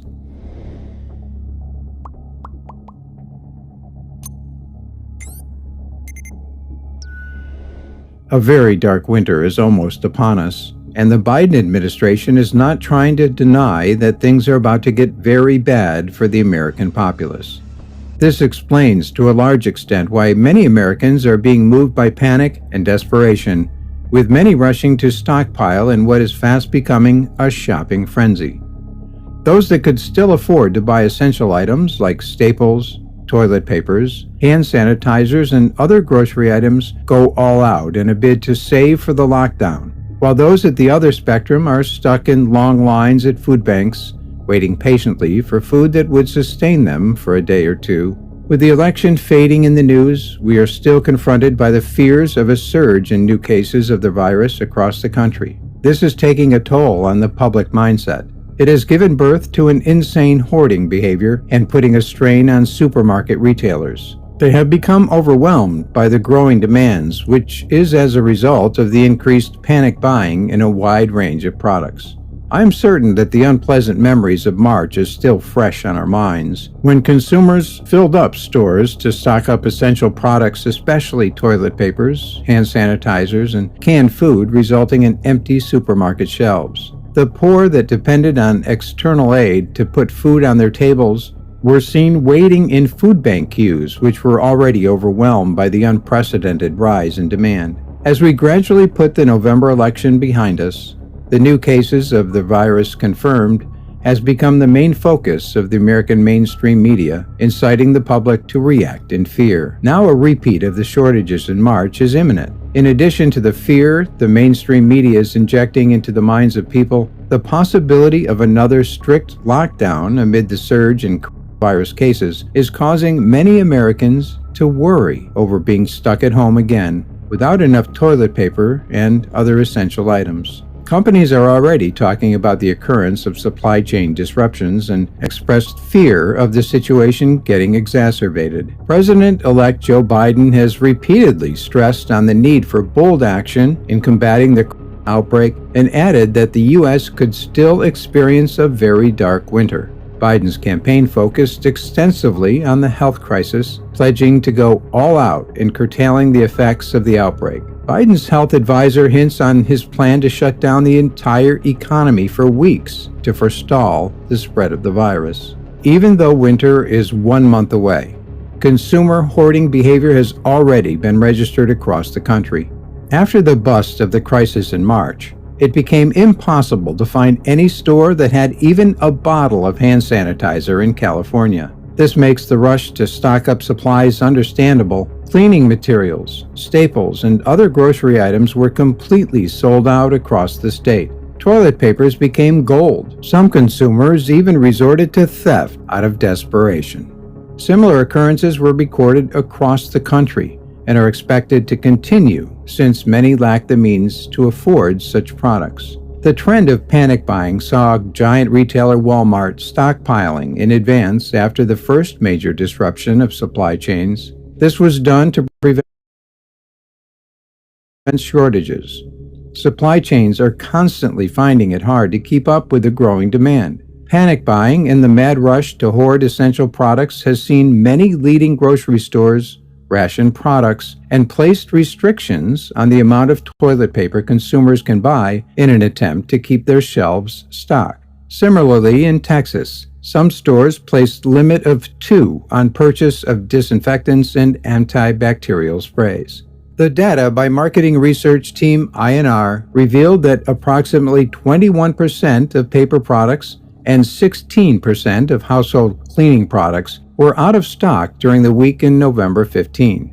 Some experts predicted the possibility of panic buying and hoarding behavior becoming the retailer's nightmare. They predict panic buying to reach an unprecedented proportion within the next few weeks, even though it is just starting. Panic buying has become so serious that it's being studied as a social phenomenon caused by the consequences of this sanitary crisis. Supply chains were disrupted immediately after the outbreak, placing a strain on supermarket retailers and limiting communities' access to essential products. Psychologists have tried to weigh in on why people hoard products massively despite not making use of them. A study carried out by the International Journal of Environmental Resource and Public Health revealed that panic buying response is triggered by fear. Researchers have observed in survival psychology that it is widely acknowledged that individuals undergo behavioral changes following major events such as natural disasters and disease outbreaks that disrupt lives or threaten the individual's health. The stress of uncertain times like this plunge people into a panic zone that make them irrational. This unusual shopping behaviors serve as a form of coping mechanism to deal with fear and allay anxieties. It also gives the individual a sense of control. Analysts believe the panic returned following the governor of California's announcement that 94% of residents will shift back under the state's toughest restrictions as cases spike in less than 10 days. In Washington, strict restriction policies were also issued, and law enforcement officers were deployed to enforce the restriction rules, with limits placed on the number of people to have over for Thanksgiving and Christmas holidays. In some households, Thanksgiving guests were disallowed outrightly. The governor of Oregon enforced a 2-week lockdown. Local officials were asked to collaborate with law enforcement officers to ensure the strict adherence to the restriction guidelines. All these have pushed many people to rush down to stores, leaving shelves empty. In Washington, the shelves of many stores are already empty, giving us a reminder of the beginning of the crisis in March. The demand for many holiday items is on the high side, and this isn't peculiar to Washington alone. It is a nationwide demand. Despite the proactive steps taken by several grocery stores to prevent a repeat of the shortages witnessed in March, and as a result of hoarding, many stores have not been able to bounce back from the first round of the lockdown. The queue at food banks nationwide has doubled. as a result of the break in U.S. economic activities, which resulted in millions losing their jobs. The calamitous economic meltdown has plunged many people into poverty. Unfortunately, this is a common trend all over the country, and with the second round of lockdown, it will only get aggravated as we prepare to enter a new year, according to Michael Cinder. The lockdown has not only made panic shopping behavior worse, but also enhanced economic disruption. Food banks rely on grocery chains, and now that stores are strained by excessive demand and the break in supply chain, many people might not be able to access food by the end of the year. We have learned nothing from March, clearly. It hurt me to wake up and see my beautiful black people suffer, victimized by the oppressive, harsh realities of the hood. I guess even though we were free, we were still slaves in the mind. Message! Nigga, you gay!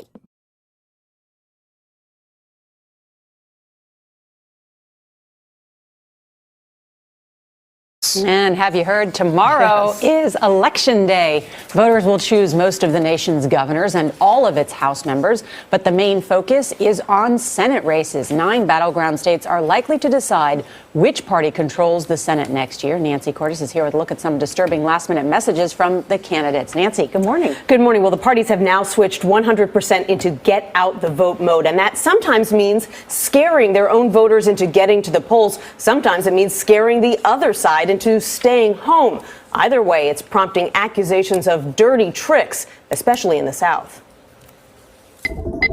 Ad makers from both sides are hoping fear of Ebola is as contagious as the disease itself. The Ebola outbreak is... They're using images of body bags and hazmat suits to blame opponents for Ebola's arrival in the U.S. Open borders, threats of terrorism, Ebola. Obama has no plan. And it isn't just ads. In eastern Kentucky, voters received an ominous envelope labeled Election Violation Notice. It turned out to be a mailer from the state GOP attacking the Democratic Senate candidate who's now suing.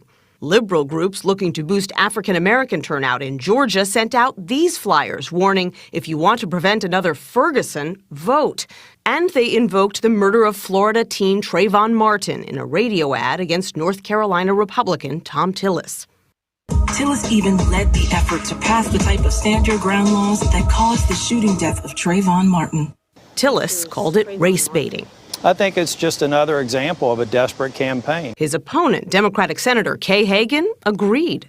I think that injecting that kind of issue into politics is wrong. I think there is certainly a time and a place to have a dialogue on those issues. But I'm totally against fear tactics. 1, 2. Fear in politics is nothing new.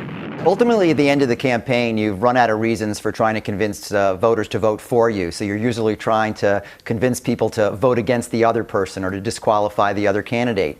And of course, a great way to disqualify the other candidate is to make people fearful of what might happen if that other person is elected. And he says negative ads work because people are often more likely to vote when they're moved by fear of something bad than by hope for something good. According to one tracker, ads about Ebola alone aired 734 times over just 4 days last week. Wow, Nancy. All right, we'll see how those worked or if they didn't work. CBS News is going to have full coverage of the election that's starting tomorrow night on the CBS Evening News. You idiot. You stupid bitch. Ukrainian officials are warning that the situation at the Russian-occupied Zaporizhia nuclear power station is approaching critical. Emergency workers have been staging drills and practicing cleaning operations in the event of radioactive contamination. Russia took control of the nuclear plant, which is the biggest in Europe, in early March. And there's recently been heavy shelling at and around the site, with both sides blaming each other for the attacks. Our correspondent James Waterhouse reports. Ukraine's vast, rich landscape, full of produce, industry, but still under threat. We're being taken to see preparations for a worst-case scenario. If you want to get anywhere quickly these days, this is how you do it. We are travelling very low to stay out of range of Russian missiles and aircraft. And you get a real sense of just how vast this country is. In Zaporizhia, they're training for a crisis which some fear could be more serious than the Chernobyl nuclear disaster, the worst ever. The region's power plant further south has been under Russian control since early March, and officials say the situation is approaching critical. It's changed dramatically. And of course we are concerned. That's why we are here. That's why we created this group. That's why we are involved in everyday communication with this. It's impossible to ensure the safety of the nuclear power plant while the Russian occupying forces are there. This is the key concern that we all need to clearly understand. There are growing concerns that Russia has been using it as a military base. The city of Enerhodar, where the plant is, has seen recent heavy shelling. Both Ukraine and Russia blame each other. Elena has just escaped from there with her children and just wanted to get out. There has been many more explosions and it became much more dangerous to stay there. I didn't want to leave home, but when it became unbearable, I had no other choice. The NATO alliance is the latest voice to call for international inspectors to be let into the plant. With Ukraine unable to force the Russians out, it's instead preparing for the worst, if it happens. James Waterhouse, BBC News in Zaporizhia. Let's talk to our correspondent Hugo Bachega in Kyiv. Hugo, how clear is the picture of what is going on at the nuclear plant with all those Russian forces around it? Yeah, Karen, for days we've been talking about tensions around this nuclear facility. Russia and Ukraine trading accusations of who's to blame for shelling the complex. The Ukrainians accuse Russian forces of essentially turning this nuclear facility into a military base, using it to launch attacks against Ukrainian targets, perhaps knowing that the Ukrainians are unlikely to retaliate. Now, the Russians reject those accusations. They say Russian forces are there protecting the plant, but there have been some calls for international inspectors to be allowed into this nuclear facility. And yesterday, during his evening address, President Zelensky said attempts are being made to send UN inspectors to the Zaporizhia complex. Now, it's not clear how that could happen because the Russians so far have not given any sign that they are willing to negotiate to allow international inspectors into this complex. Now, here today in Ukraine, Antonio Guterres, the UN chief, will be meeting President Zelensky, and I think what is happening at the Zaporizhia complex will be at the top of the agenda when they meet later today. Yeah, indeed. I mean, the potential for something really serious to happen at Zaporizhia with all this military activity around it must be right up there at the top of his concerns. What else are we expecting from Antonio Guterres' meeting with President Erdogan of Turkey and President Zelensky of Ukraine? Yeah, apart from what is happening at the Zaporizhia complex, they will be discussing the grain deal. Mr. Guterres was heavily involved in negotiating the details of this deal that allowed Ukraine to resume its grain exports. Ukraine is one of the world's largest exporters of grain, and the Russian blockade created a global food crisis. So the United Nations and Turkey helped negotiate the deal. We understand that during those talks later, the leaders will be discussing the possibility of expanding this grain deal. So I think this will be an opportunity to celebrate a rare diplomatic breakthrough in this conflict. We begin in the United States, where there are new details tonight about Monday's FBI raid on Donald Trump's estate in Florida. U.S. media is reporting agents may have been looking for documents related to nuclear weapons. So let's get right to Katie Simpson in Washington. Katie, it sounds very alarming, but can you take us through the details tonight? No one ever touched my feet before. That's a huge bitch. Now, this is according to the Washington Post. FBI agents searched former President Donald Trump's Florida home for classified documents relating to nuclear weapons. The Post is citing people familiar with the investigation, and agents were reportedly looking for other documents as well, but there are no specifics being reported on that just yet. It remains unclear if the documents reported by the Post were actually seized during that search. Attorney General Merrick Garland would not offer any clarity when he spoke for the first time since Monday's search. He announced that the Department of Justice is seeking to unseal the search warrant in this case since Donald Trump already confirmed it happened and given the intense public interest. I personally approved the decision to seek a search warrant in this matter. The department does not take such a decision lightly. Donald Trump has to decide by Friday afternoon whether he's going to fight that order, and it could take some time, a few days, before the public actually gets to see what is in that document if it happens. Now, in the wake of what's happened this week, there has been a surge in violent rhetoric online, threats directed at the Department of Justice, the Attorney General, and members of the FBI. In Ohio, investigators are looking for possible links between an attack on an FBI field office in Cincinnati that ended in a deadly shootout with police. The suspect was heavily armed, according to authorities, and actually tried to shoot his way into the office with a nail gun. He fled and was surrounded by officers in a cornfield. According to police, he shot at officers, they returned fire, and the suspect is now dead. Multiple news agencies are reporting the suspect in that case was at the Capitol on January 6th, and that his social media accounts show him repeating the lie the election was stolen and engaging with some of Trump's most outspoken supporters, conspiracy theorist and Representative Marjorie Taylor Greene, for example. This is going to be an incident that is discussed and examined for some time to see what the direct links could be and whether there is an impact from the lie the 2020 election was stolen. Adrian. All right, so much there. Katie Simpson in Washington. Bradley Moss, let me begin with you and your experience in this arena. What do you make of what you're reading in the Washington Post tonight? Yeah, Lawrence, I'm still trying to get my jaw up off the floor.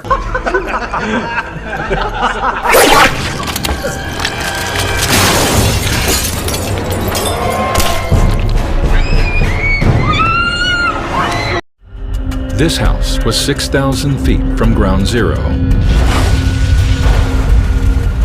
Other homes that were closer were incinerated. Everybody has seen that very famous footage of the houses just imploding and then exploding out. What happens first is that it gets hit by the heat, and so it blistered almost all of the paint. When you look on the back side of the house, you can still see some remnants of the paint.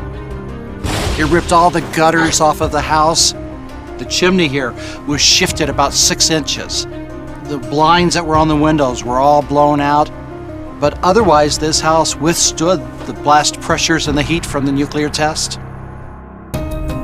The Apple II bomb was placed in a tower 1,500 feet above the ground, so the resulting fireball wouldn't destroy monitoring equipment.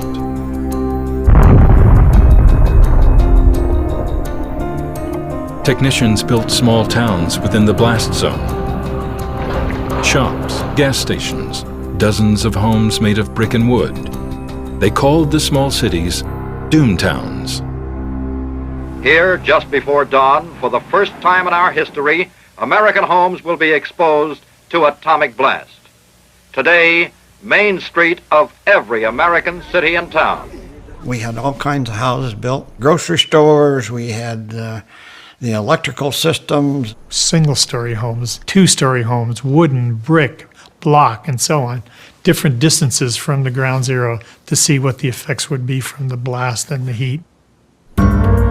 Inside the buildings, workers positioned entire families of mannequins who silently waited for the explosions to come.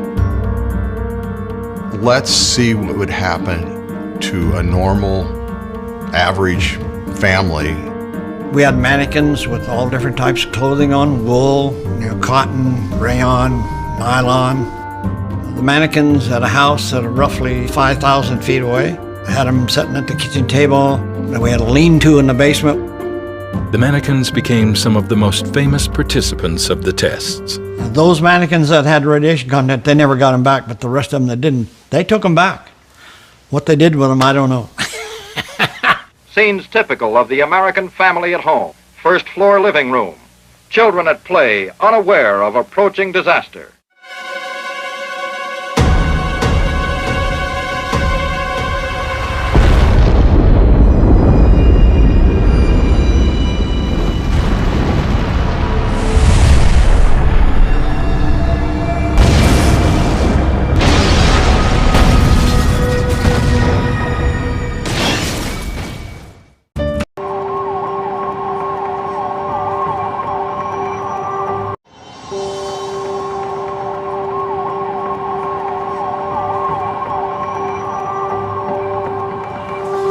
So there's been a nuclear attack. Don't ask me how or why, just know that the big one has hit, okay? So what do? There are 3 important steps that I want you to remember. Step 1, get inside fast. You, your friends, your family, get inside. And no, staying in the car is not an option. You need to get into a building and move away from the windows. Step 2. Stay inside. Shut all doors and windows. Have a basement? Head there. If you don't have one, get as far into the middle of the building as possible. If you were outside after the blast, get clean immediately. Remove and bag all outer clothing to keep radioactive dust or ash away from your body. Step 3. Stay tuned. Follow media for more information. Don't forget to sign up for Notify NYC for official alerts and updates. And don't go outside until officials say it's safe. All right, you've got this.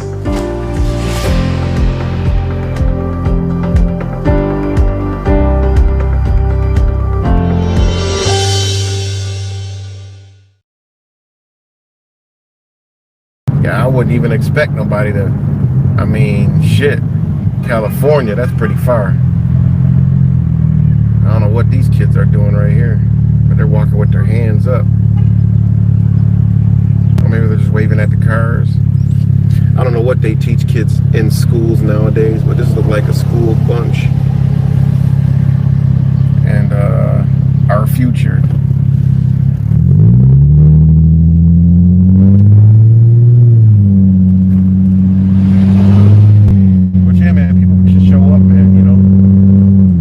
Anybody that lives within a 500-mile radius, that's real reachable, Buffalo, that's a real reach,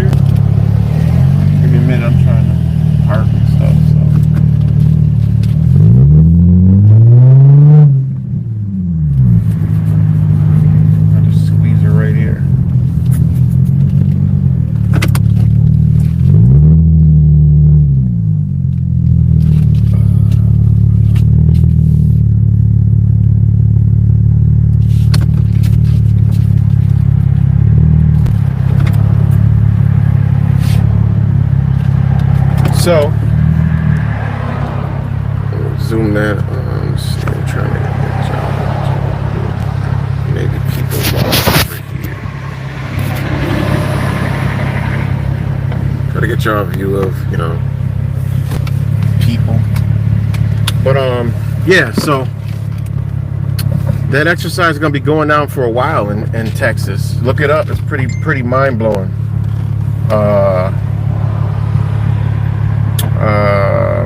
It says May 16th through the 20th. It's going all around Texas. The cobalt magnet exercise. I could only imagine. Cobalt magnet 22 exercise. led by the U.S. Department of Energy National Nuclear Security Administration in partnership with the Austin Homeland Security and Emergency Management Office. All this shit is to just control us. That's all this is, man. All this is to just control us, man. Major radiological incident exercises. Like, they just basically, man, they just want to, they already have people trained with COVID. You know, there's going to just be, oh yeah, shelter in place, stay inside, you know, don't go outside, social distance, stay away.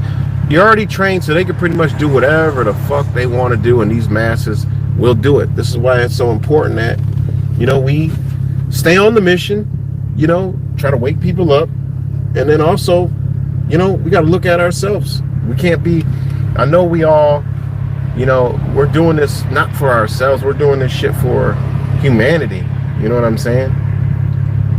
So that being said, I mean, we also got to do this work, and then also we got to make sure we're straight, you know what I mean?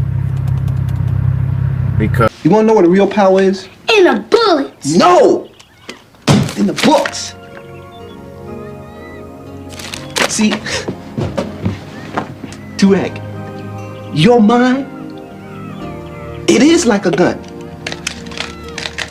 And you want to load it up with little itty bitty bullets of knowledge.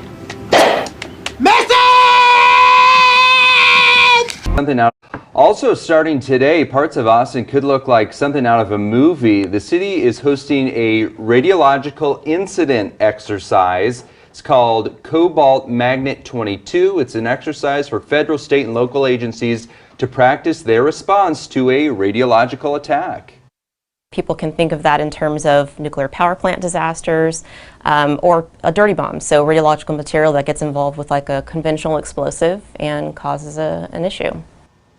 Just to be clear, we're talking about nuclear fallout here. The National Nuclear Security Administration is in charge of the event. It's happening today through Friday. It says people can expect to see field teams in protective clothing, planes flying around, and groups of first responders practicing drills.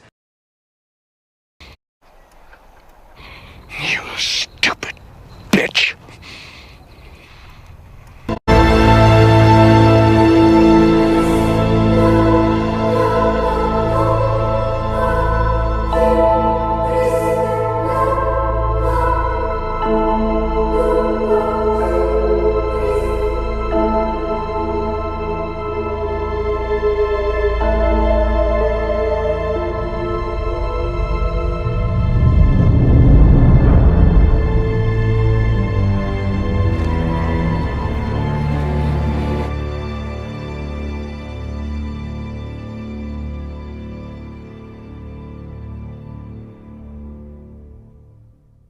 Shamaseh! I heard about this cobalt magnet exercise on Marfugal TV. It is a radiological incident exercise including response personnel being held in Texas.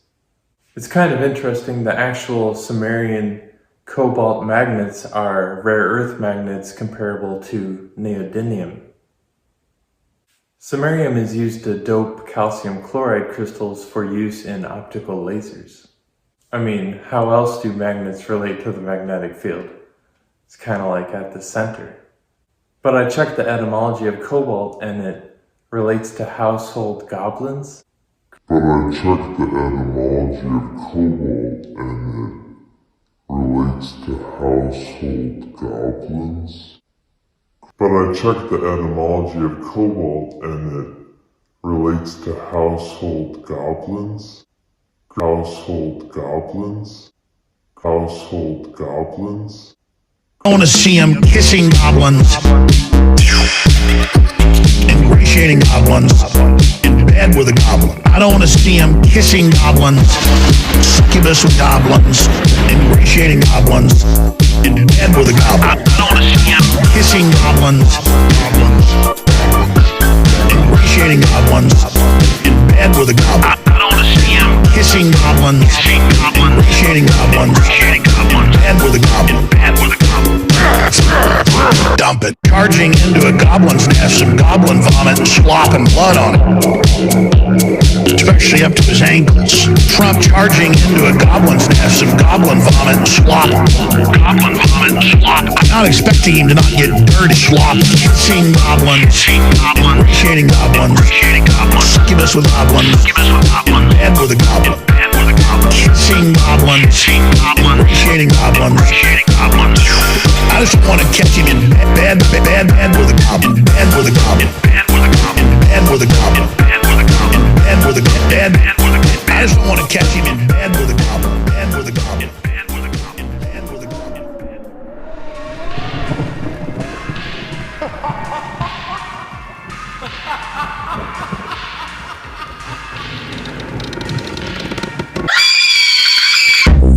Like at the center. But I checked the etymology of cobalt and it relates to household goblins. Gringotts is said to be run by goblins too. Goblins relating to the earth element. What do you think about this? Thanks for watching. Arigato. Matane. Nigga, you gay. Time we talk, you know I've been to bar mitzvahs. Have you been to bar mitzvahs? I found the 2 Jewish people in Mississippi and I befriended them. I think it's a wise choice.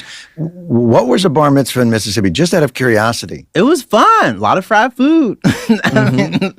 See, back in the day, before bar mitzvahs became a thing, you just did them in the back of the synagogue. Like, you did your thing, you had to read from the Torah, and then everybody would have, like, pound cake, and you go in the back room. But now, today, it's... Nicki Minaj goes to that. It's a prom. Now, it's not even a prom. It's more like a demonstration of Gatsby. It's basically like saying, the Jews have arrived, and we are going to dazzle you with the access. The Jews have arrived. Well, that's what chapter of Harry Potter is that in? That's one of. That's when they get to Gringotts, right? Can I tell you something about that? Is Harry a Potter? Wild thing. Here's how you know, and this is the whole thing, and you don't have to use this, but this is true. Here's how you know like Jews are still where they are. Talking to people, what I say is, have you ever seen a Harry Potter movie? And people are all like, I love the Harry Potter movies. Like, you ever see the scenes in Gringotts Bank? And they're like, I love the scenes in Gringotts Bank. He's like, do you know what those folks that run the bank are? And they're like, what? And they're like, Jews. And then that I remember, and then that person says, no, goblins. And then you go, you're like, you hear yourself? Let me show you this from, it's the Protocols of the Elders of Zion. I just want to show you a caricature. And they're like, oh, look at that. That's from Harry Potter. And you're like, no, that's a caricature of a Jew from an anti-Semitic piece of literature. J.K. Rowling was like, can we get these guys to run our bank? And you're like, it's a wizarding world. It's a world where it's you like, can imagine anything. The train station has a half a thing and no one can see it. And we can ride dragons and you've got a pet owl. And who runs the bank? Who should run the bank? Jews. But not only that, no, it's. I feel like she was like, why'd you make it so subtle? Yeah, I mean, it's real. Like, yeah, they look like Jews. What if the teeth were sharper? And you're like, oh, okay. I was like 11 or 12 and was like, I love Harry Potter. And I remember like being in the theater and being like, this is kind of fucked up. That's exactly. It might have been the first time I said the F word. 11-year-old Henrik does not swear. I was like, Nigga, you gay. Ooh. That was one of those things where you expect, it reminded me of those horror movies where like everybody's been taken over by the thing, but you haven't. So you're looking around and every time someone sees you, they go, ah! It was one of those things where I saw it on the screen and I was expecting the crowd to be like, holy shit, she did not in a wizarding world just throw Jews in there to run the fucking underground bank. And everybody was just like, wizards. That's crazy. It was so weird. Even Dobby was like, that's fucked up. Those are Jews. Dobby's like, Dobby doesn't have anything against Jews. Lord. Oh, Dobby doesn't understand. Yeah, Dobby Tubman, the first freed slave, right? Dobby doesn't know This is what gets Jay in trouble if I say Dobby Tubman leading us to freedom. Y'all ain't celebrating Elf History Month? Elf history. It's February. Harry Potter and the Reichstag fire. Oh, no. All right, this is going to be a choppy edit. Yeah. Ain't this a bit? Yep. America's heroes. who fought in our wars, outside sweating their asses off, with oxygen, battling all kinds of ailments, while these motherfuckers sit in the air conditioning, walled off from any of it. Christina Keene will tell you from VFW. She sat in an office with Mitch McConnell and a war veteran from Kentucky, and he looked that man in the eyes and he said, we'll get it done. And he lied to him. Because Mitch McConnell yesterday flipped. I'm used to the lies. I'm used to the hypocrisy. Senator Pat Toomey won't take a meeting with the veterans groups. Sends out his chief of staff. I'm used to the cowardice. I've been here a long time. Senate's where accountability goes to die. These people don't care. They're never losing their jobs. They're never losing their health care. Pat Toomey didn't lose his job. He's walking away. God knows what kind of pot of gold he's stepping into to lobby this government to shit on more people.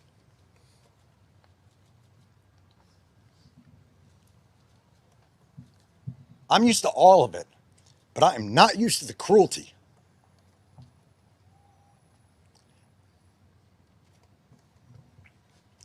They passed it. June 16th, they passed the PACT Act. 84-14. You don't even see those scores in the Senate anymore. They passed it. These people thought they could finally breathe. You think their struggles end because the PACT Act passes? All it means is they don't have to decide between their cancer drugs and their house. Keeps veterans from going homeless, keeps veterans from becoming addicts, keeps veterans from committing suicide. Senator Toomey's not going to hear that because he won't sit down with this man. Because he is a fucking coward. You hear me? A coward. And like I say, I'm used to it. But this type of cruelty on those that we say we hold up as our most valued Americans, then what are we? Patriot Pat Toomey stood on the floor and said, this is a slush fund. They're going to use $400 billion to spend on whatever they want. That's nonsense. I call bullshit. This isn't a slush fund. You know what's a slush fund? The OCO, the Overseas Contingency Operations Fund, $60 billion, $70 billion every year on top of $500 billion, $600 billion, $700 billion of a defense budget. That's a slush fund. This is what put this place on the map. Oh. What are you doing, Mrs. Stoney? No, you can't do this. You can't do this here. Leave now, you must leave now, please. Look, Kashmir, Rajneesh, why don't you just chill? No buts, too. Link and I are cruising the mountain, bro, and we figure we's a little Jews. No, we think that Jews. $1 billion of a defense budget. That's a slush fund. Boy, they haven't met a war they won't sign up for, and they haven't met a veteran they won't screw over. What the fuck are we? Nigga, you gay. Number samarium is a chemical element with symbol S, M, and atomic number 62. It is a moderately hard silvery metal that slowly oxidizes in air.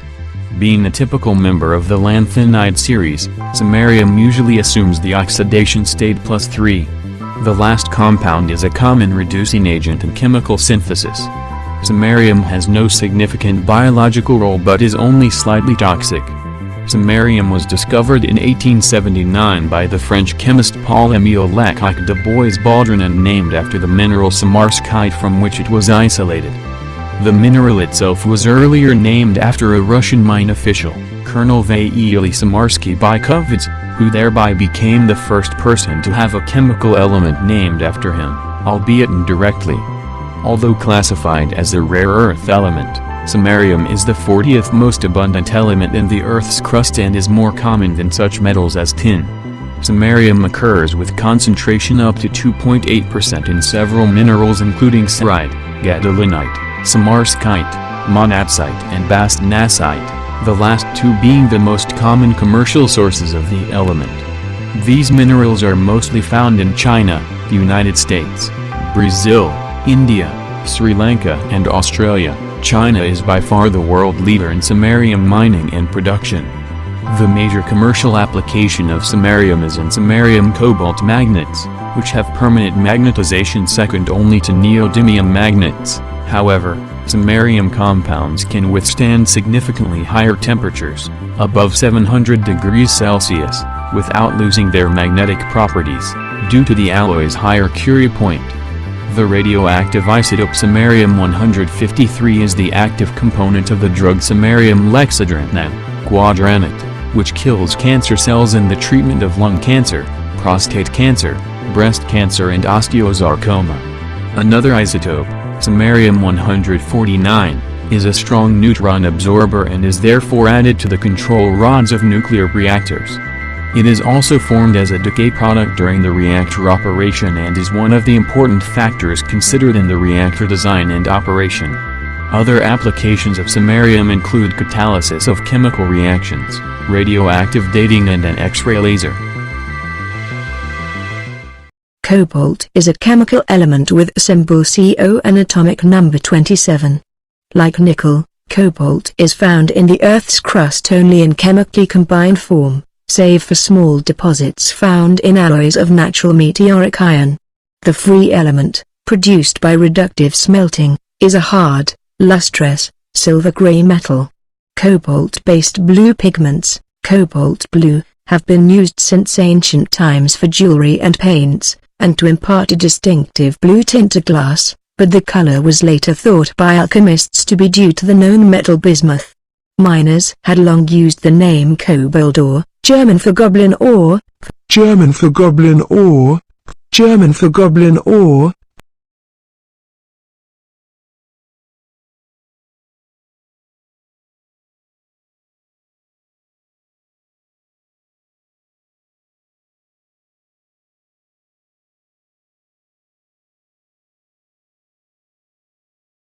For some of the blue pigment-producing minerals, they were so named because they were poor in known metals, and gave poisonous arsenic-containing fumes upon smelting. In 1735, such ores were found to be reducible to a new metal, the first discovered since ancient times, and this was ultimately named for the cobalt. Today, some cobalt is produced specifically from various metallic lustered ores, for example cobaltite, but the main source of the element is as a byproduct of copper and nickel mining. The copper belt in the Democratic Republic of the Congo, Central African Republic and Zambia yields most of the cobalt mined worldwide. Cobalt is primarily used in the preparation of magnetic, wear-resistant and high-strength alloys. The compounds, cobalt silicate and cobalt aluminate, give a distinctive deep blue color to glass, ceramics, inks, paints and varnishes. Cobalt occurs naturally as only one stable isotope, cobalt-59. Cobalt-60 is a commercially important radioisotope, used as a radioactive tracer and for the production of high-energy gamma rays. Cobalt is the active center of coenzymes called cobalamins, the most common example of which is vitamin B12. As such, it is an essential trace dietary mineral for all animals. Cobalt in inorganic form is also a micronutrient for bacteria, algae and fungi. Also starting today, parts of Austin could look like something out of a movie. The city is hosting a radiological incident exercise. It's called Cobalt Magnet 22. It's an exercise for federal, state, and local agencies to practice their response to a radiological attack.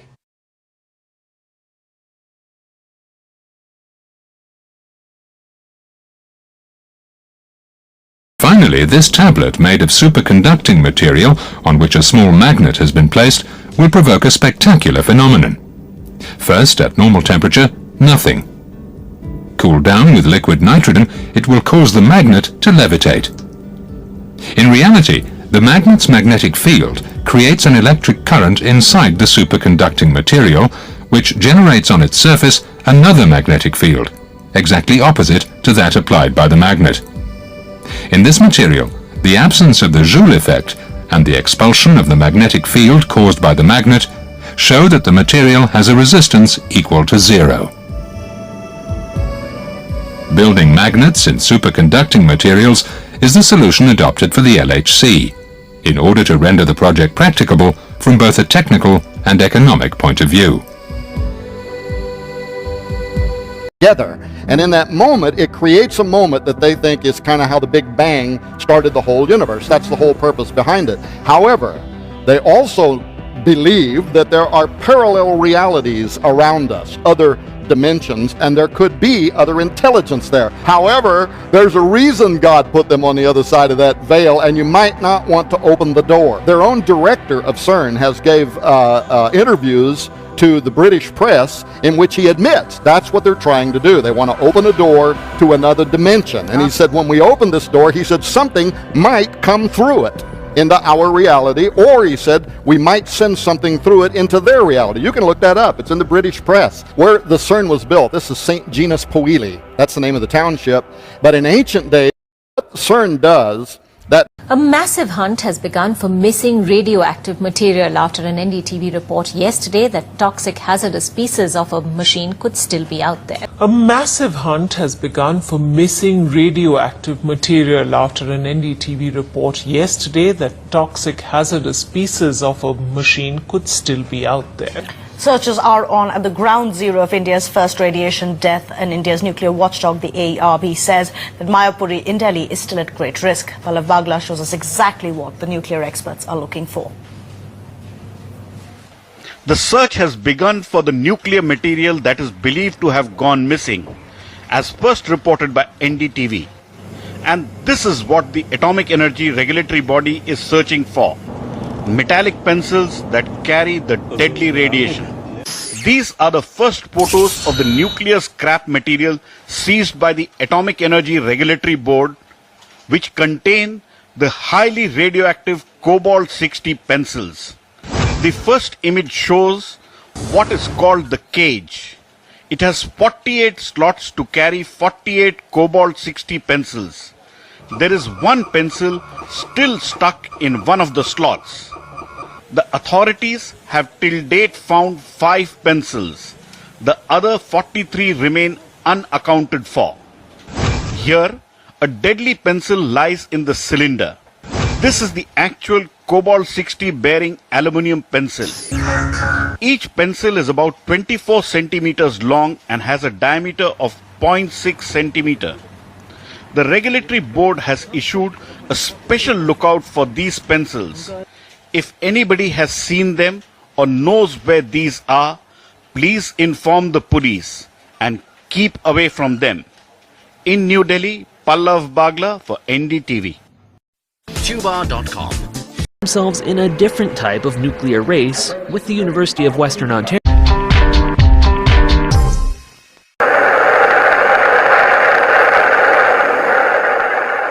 This may be the image that comes to mind when you think of nuclear testing in the 1940s.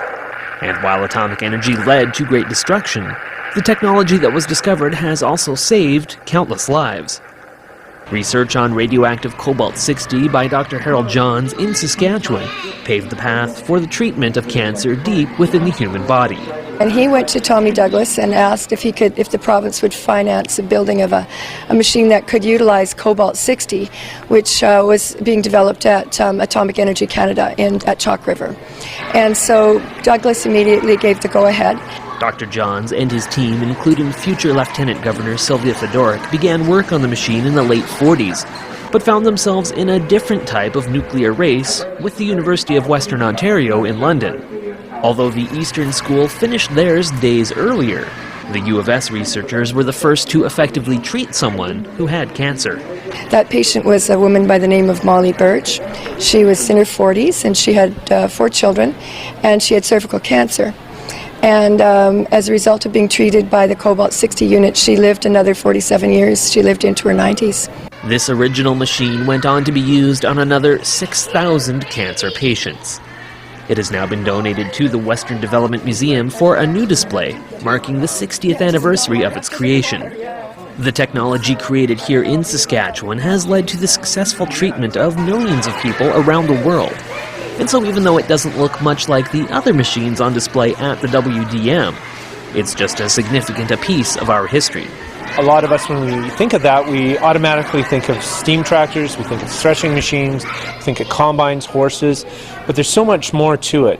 Saskatchewan is really being blessed with a lot of innovative thinkers. It's a place where we can explore and celebrate, the technological advances that we've enjoyed in Saskatchewan. For Shaw TV, I'm Simon Hyatt.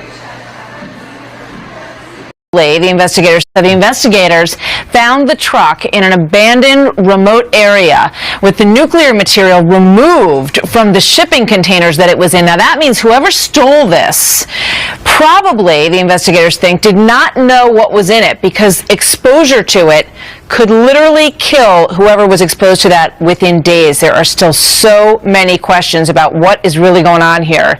Casey Stiegel joins me now live from Dallas. So exactly where did they find this truck, Casey?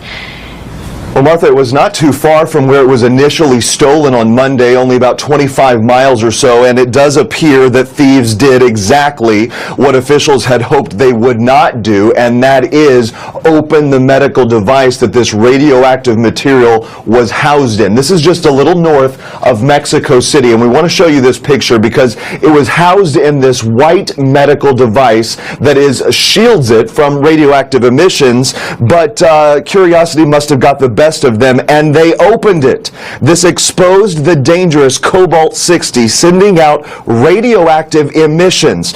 So now a 500-meter perimeter has been set up around this area as crews work to safely contain the mess, a process, according to officials on the ground, that could take days. And authorities, however, do not believe that any residents in the area have been exposed, because we are talking about a rural, fairly unpopulated area. Those thieves are missing, but it is expected that they cannot get too far. They were likely exposed to heavy amounts, if not lethal amounts, of radiation, Martha. It's an incredible story. I mean, you know, obviously they're searching for these thieves, and they have the potential to become very ill very quickly, because this is incredibly dangerous material. And how long do they think these people might have? It depends how close they were and how long they were exposed to it. I talked to a radioactive expert yesterday who talked about how this material is rated on a scale of 1 to 5, 1 being the most dangerous to human health, 5 being the least. Well, this is a 1. Remember, it's used to treat things like cancer. It was being transported from a hospital in Tijuana when the truck was stolen, and there were fears it could get into the wrong hands for something like a dirty bomb, but now that it's been recovered, it is the thieves who are most at risk. This could be more of a danger to the people who steal it than a dirty bomb material per se, but it could also be a danger to the public. That's, of course, why we hope the reports don't change and we don't learn that anyone else was truly exposed, Martha. Well, it sounds like an episode of 24, but this is something that really happened. Casey, thank you very much. It raises all kinds of questions. What if a terror group was after this material? We're going to talk later about what many consider to be a nightmare scenario that we need to give some thought to. Afraid I don't understand something, Alexei. Is the Premier threatening to explode this if our planes carry out their attack? No, sir. It is not a thing a sane man would do. The Doomsday Machine is designed to trigger itself automatically. But surely you can disarm it somehow? No. It is designed to explode if any attempt is ever made to untrigger it. Automatically? It's an obvious commie trick, Mr. President. We're wasting valuable time. Look at the war. They're getting ready to clobber us. But this is absolute madness, Ambassador. Why should you build such a thing? There were those of us who fought against it, but in the end we could not keep up with the expense involved in the arms race, the space race, and the peace race. And at the same time our people grumbled for more nylons and washing machines. Our doomsday scheme cost us just a small fraction of what we've been spending on defense in a single year. But the deciding factor was when we learned that your country was working along similar lines, and we were afraid of a doomsday gap. This is preposterous. I've never approved of anything like that. Our source was the New York Times. Dr. Strangelove, do we have anything like that in the works? A moment, please, Mr. President. Under the authority granted me as Director of Weapons Research and Development, I commissioned last year a study of this project by the Bland Corporation. Based on the findings of the report, my conclusion was that this idea was not a practical deterrent for reasons which at this moment must be all too obvious. Then you mean it is possible for them to have built such a thing? Mr. President, the technology required is easily within the means of even the smallest nuclear power. It requires only the will to do so. But how is it possible for this thing to be triggered automatically and at the same time impossible to untrigger? Mr. President, it is not only possible, it is essential. That is the whole idea of this machine, you know. Deterrence is the art of producing in the mind of the enemy the fear to attack. And so, because of the automated and irrevocable decision-making process which rules out human meddling, the doomsday machine is terrifying, it's simple to understand, and completely credible and convincing. Gee, I wish we had one of them doomsday machines, Dainty. But this is fantastic, Strangelove. How can it be triggered automatically? Well, it's remarkably simple to do that. When you merely wish to bury bombs, there's no limit to the size. After that, they are connected to a gigantic complex of computers. Now then, a specific and clearly defined set of circumstances under which the bombs are to be exploded is programmed into a tape memory bank. A single roll of tape can store all the information. What kind of a name is that? That ain't no crowd name, is it, Stevie? You changed it when you became a citizen. It used to be Merkwürdig Liebe. A crowd by any other name, most of it. Is that the whole point of the doomsday machine is lost. If you keep it a secret, why didn't you tell the world, eh? It was to be announced at the party congress on Monday. As you know, the Premier loves surprises.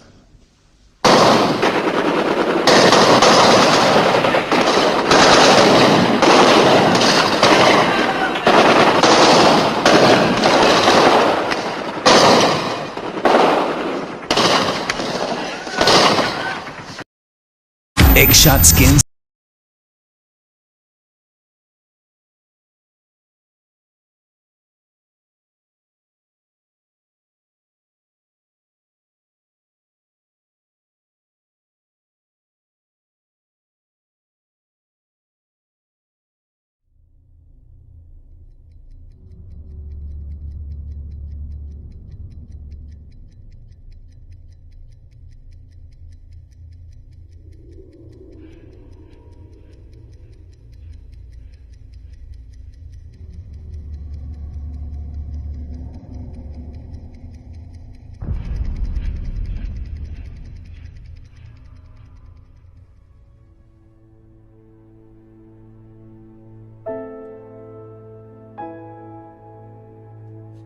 An accident?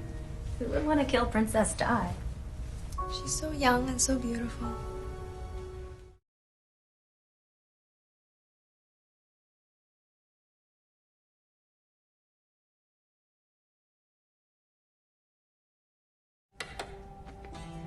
Kitty, kitty! Dinner time!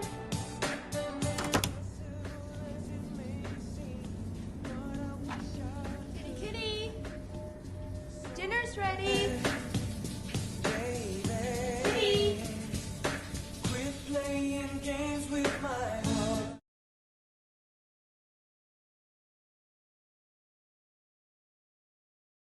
Kitty, dinner's ready.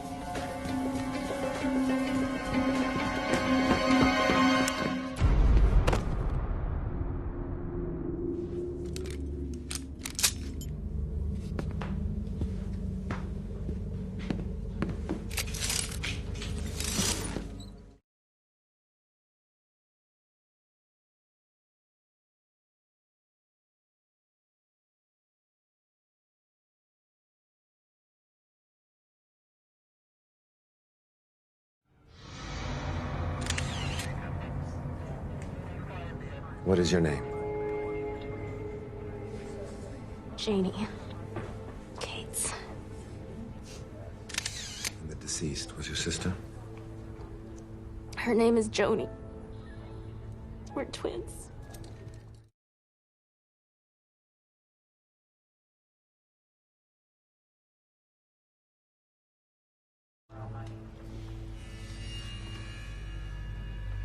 It is my opinion as a forensic psychiatrist that John Forster is a serial psychopath. If allowed to remain a free man in our society, he will rape and murder again. Will the defendant please rise?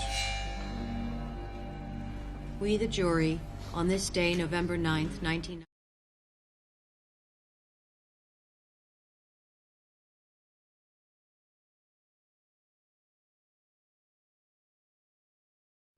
Find the defendant, John Forster, guilty of murder in the first degree.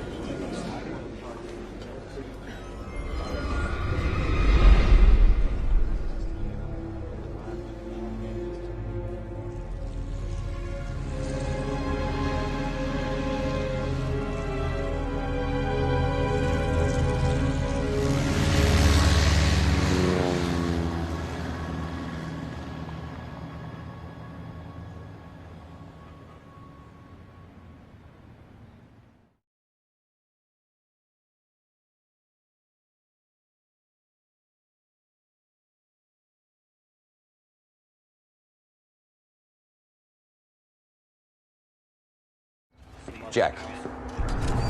Yeah, we got another one. Oh, no, the same. Every detail. Right down to the lateral lacerations.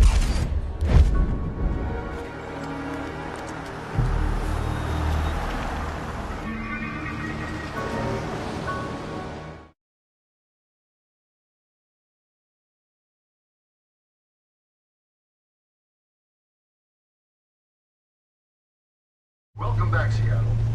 We are continuing our interview with John Forster, who was convicted of the murder of Joni Cates 9 years ago, based on the eyewitness testimony of her twin sister, Janie Cates. Do you mind changing that Mr. station, Forster, please? what is your reaction to the statement?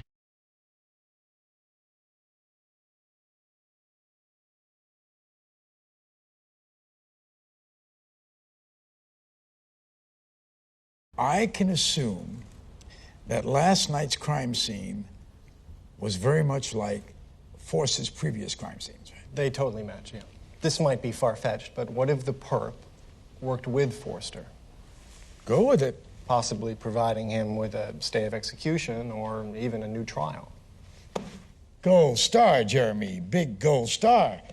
I mean, that's exactly what I think is happening here.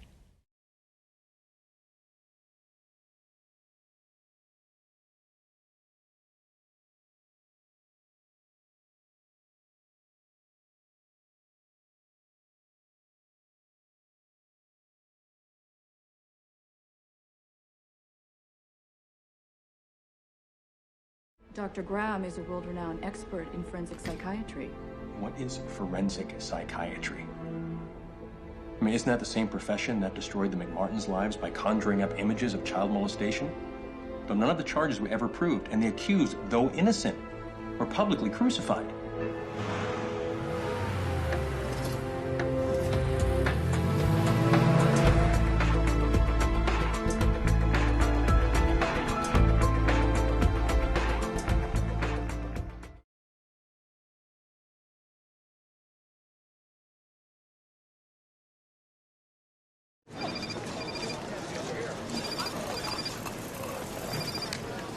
Yeah. Hello. Hello? You have 88 minutes to live. What? You know how long 88 minutes can be, don't you? That's 11:45 a.m. Who's this?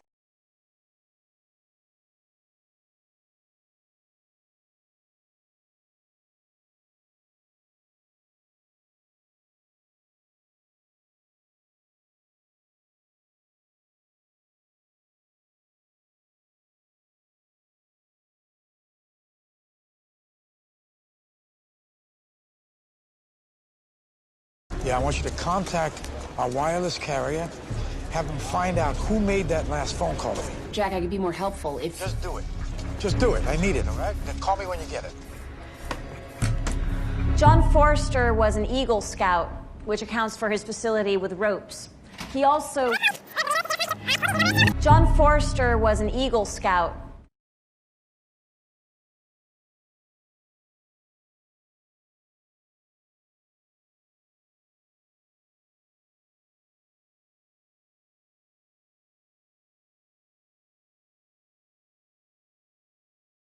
He also worked in a veterinary office where he had experience using the animal tranquilizer halothane, which is what he used to subdue his victims. Halothane. Sorry I'm late, gang. Thank you, Kim. Which is what he used to subdue his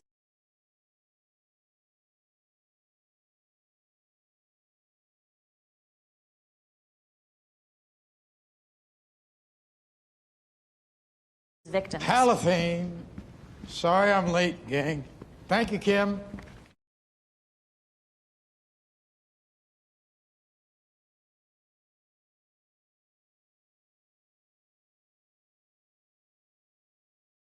But I find it hard to believe that Dr. Jack Graham can be out there, psycho-babbling innocent people into the death chamber. Who's a murderer now, Jack?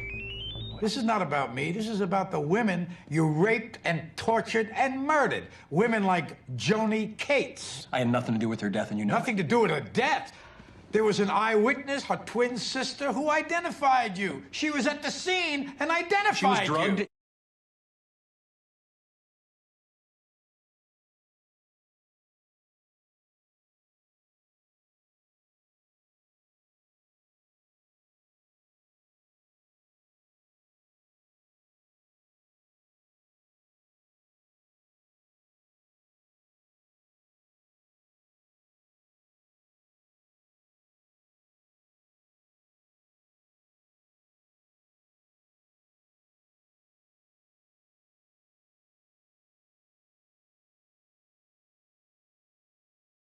And beaten so badly, she said she couldn't be sure, but you...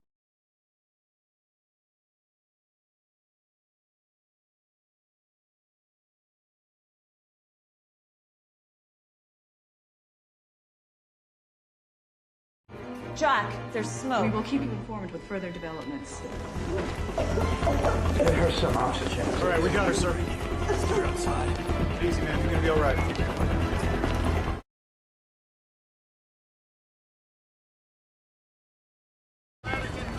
Jack, he's got a gun!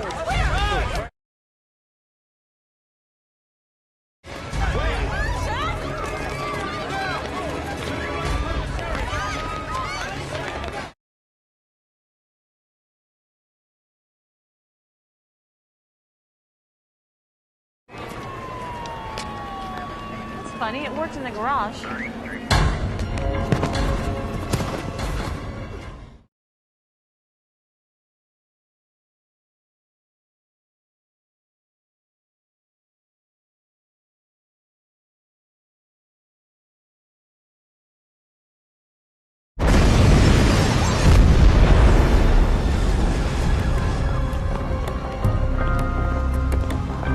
In such a hurry, Jack? Something upstairs you don't want me to see? I need time. I need 10 minutes, okay? Here, let's sync up now.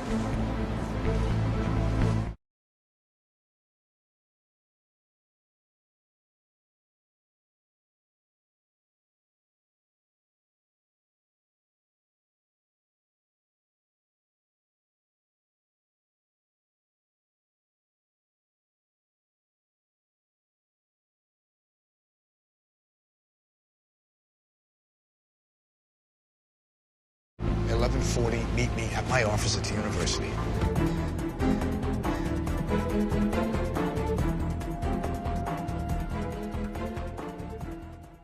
What are you doing? Are you assessing me? Are you looking for a weakness, Dr. Graham? I'm just wondering, what's next?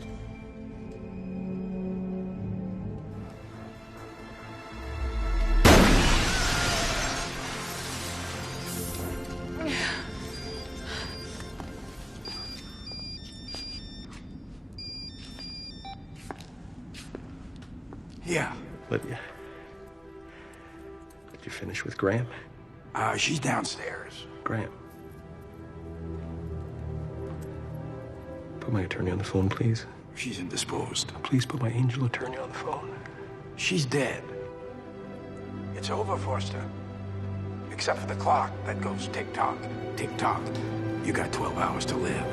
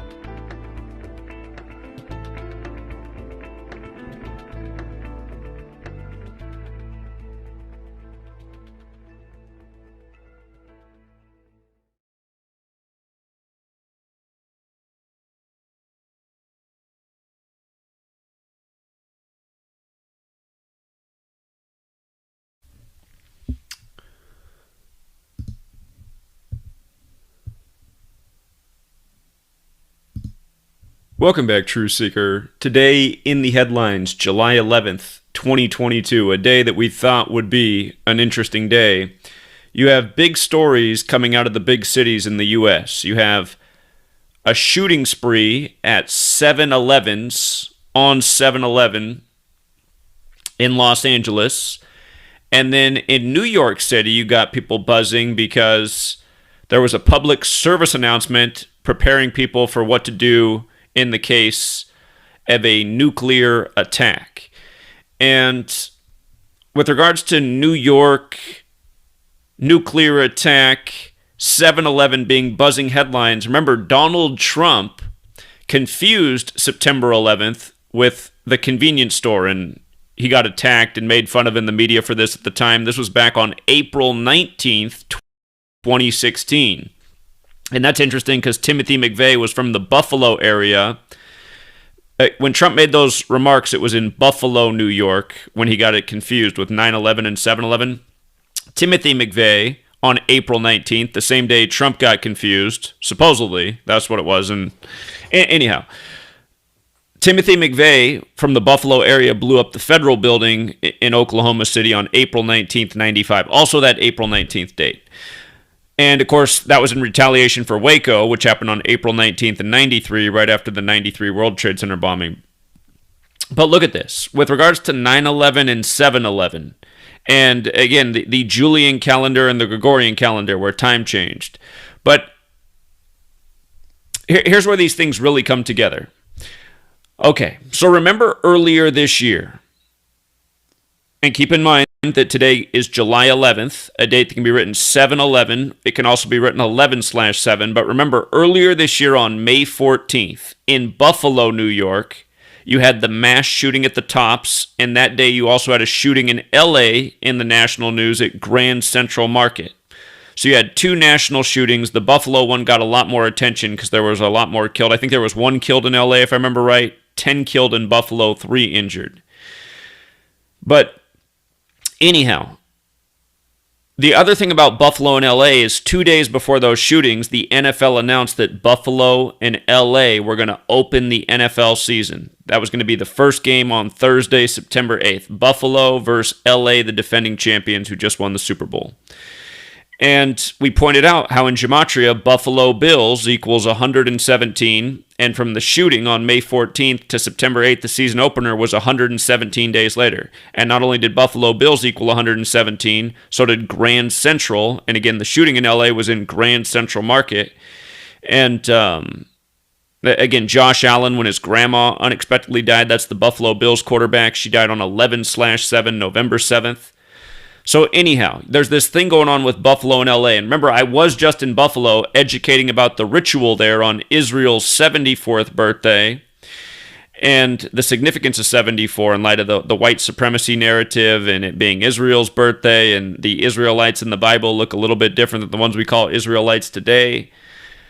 But when I was there, this is my own video, I documented how in the memorial, the only team that was representative in the memorial was Tom Brady's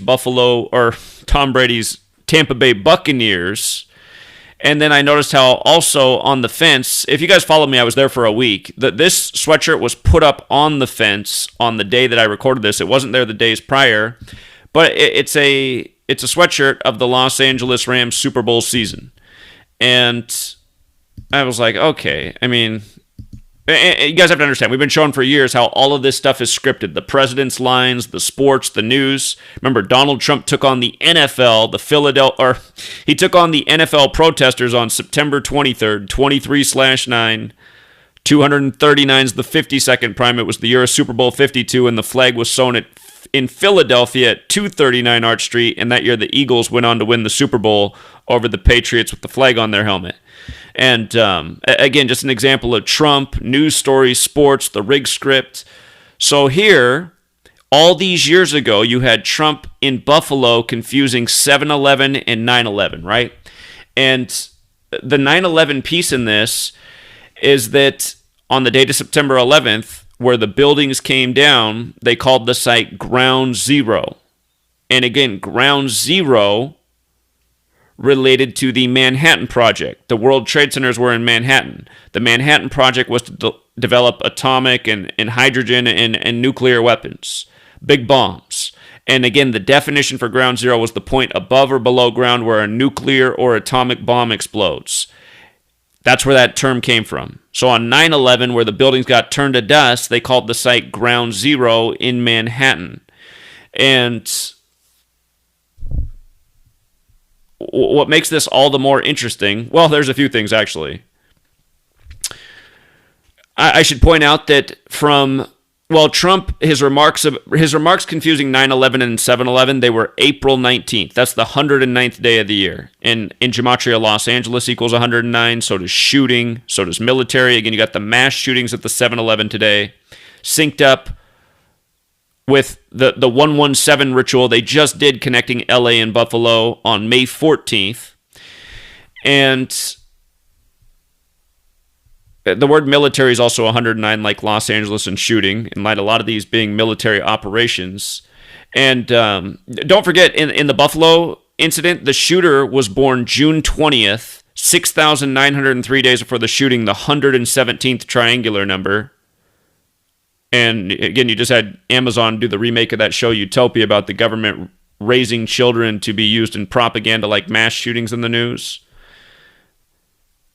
Check out that show Utopia. So many things playing out in the world are told in that show. Billionaires wanting to depopulate the world to save us from climate change, and they want to do it with a virus and a vaccine in the same show. Anyway,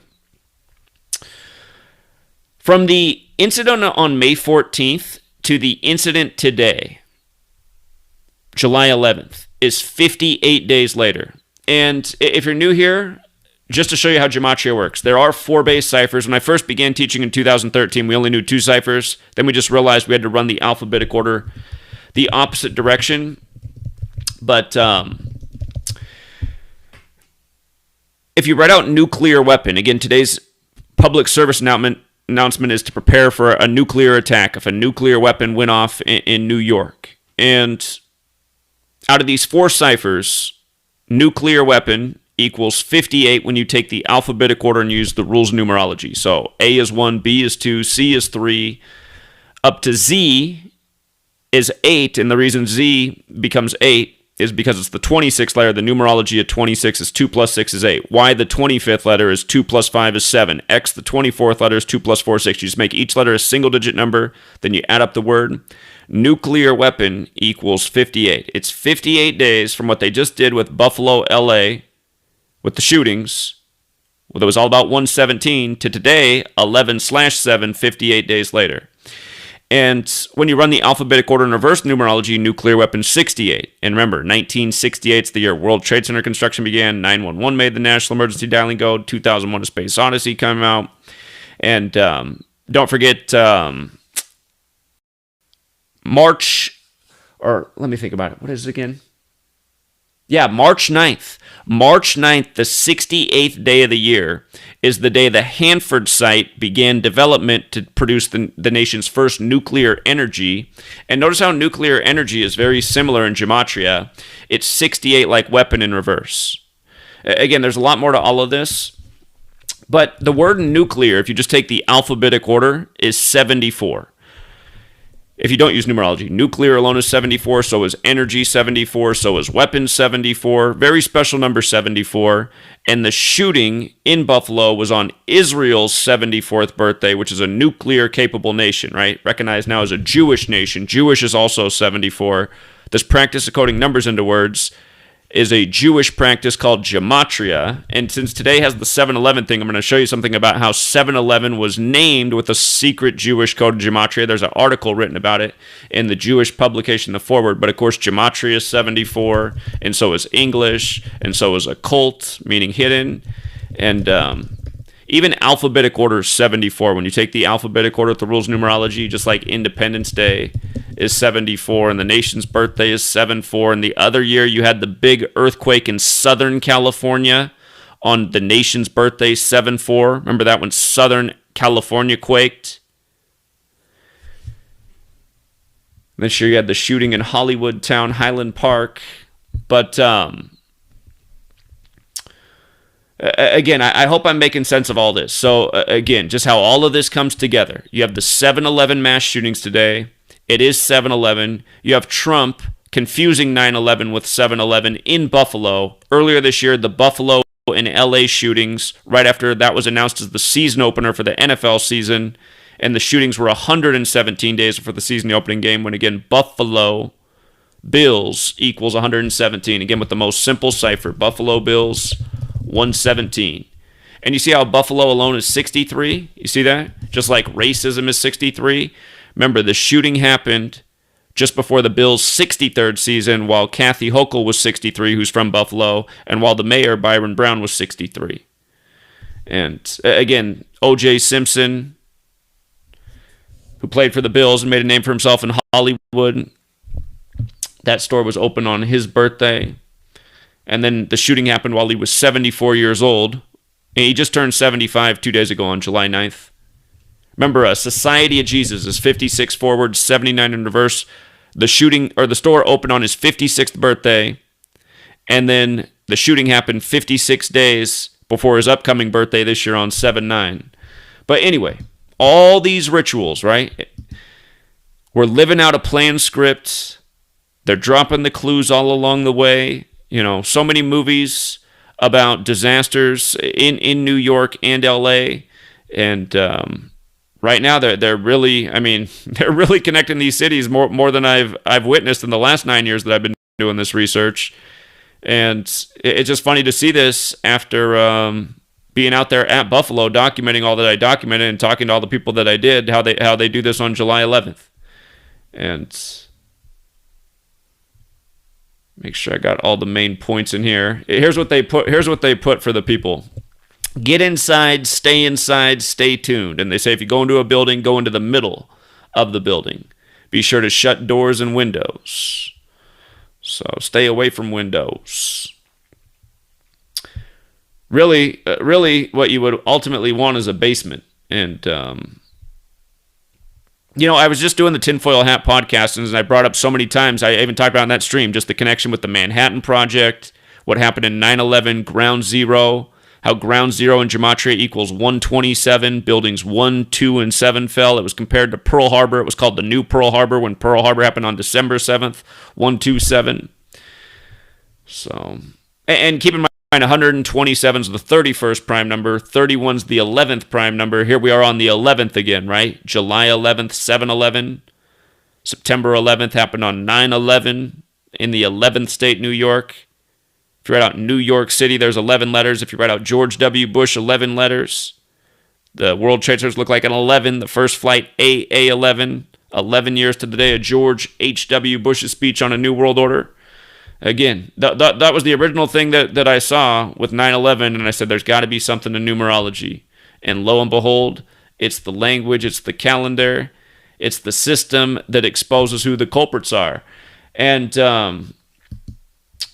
here, just to go to an older post, remember, it's the Jesuits, but the Jesuits were created by Jews who converted to Catholicism. And this knowledge of gematria comes from Jewish mysticism, Kabbalah. Look at this article from July 11th, 2017. 5 years ago today, this article came out, The Secret Jewish History of 7/11.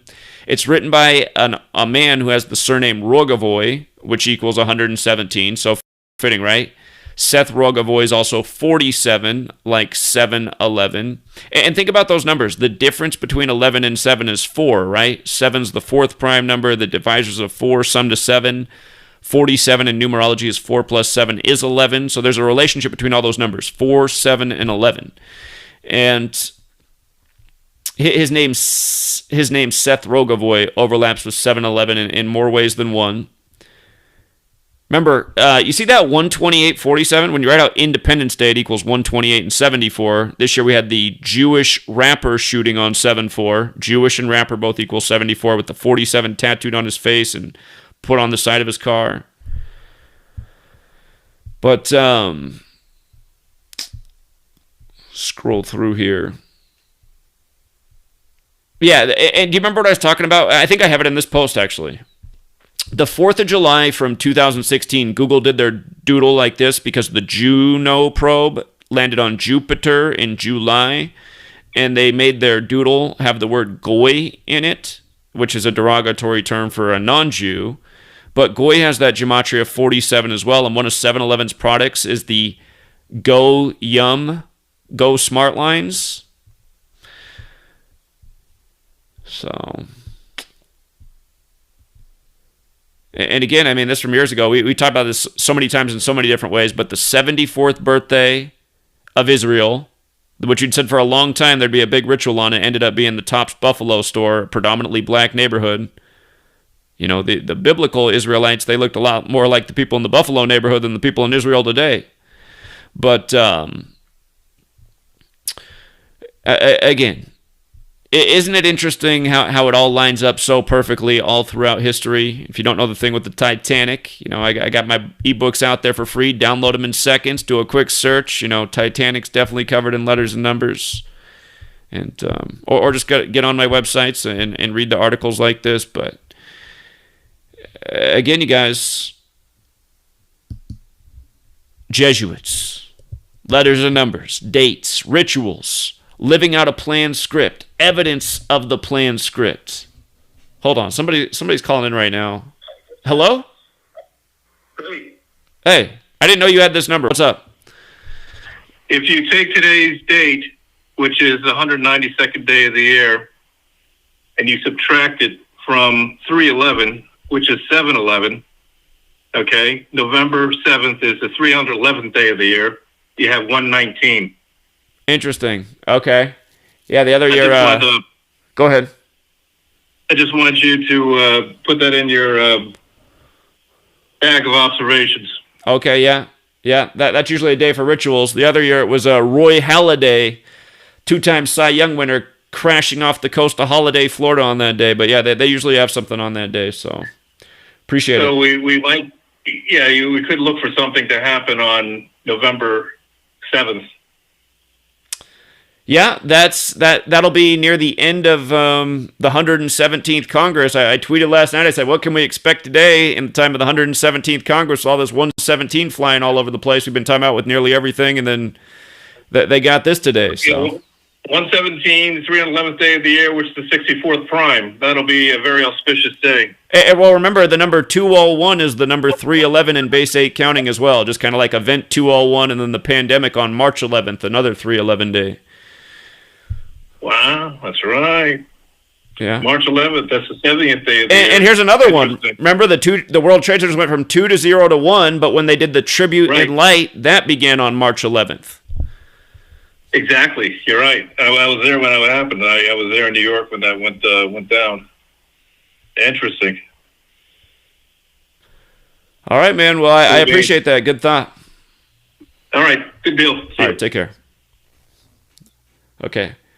Shout out to Eloy Garcia, who chipped in $4 on the Cash App, and shout out to Emily, $20 on the PayPal. Big donations. Thank you both.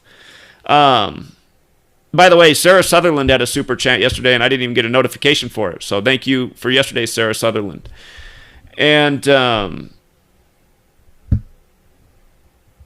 yeah, again, you guys, don't if you're new here, don't think that I'm trying to so many times my videos get taken down for hate speech because people think the points I'm making are anti-Semitic.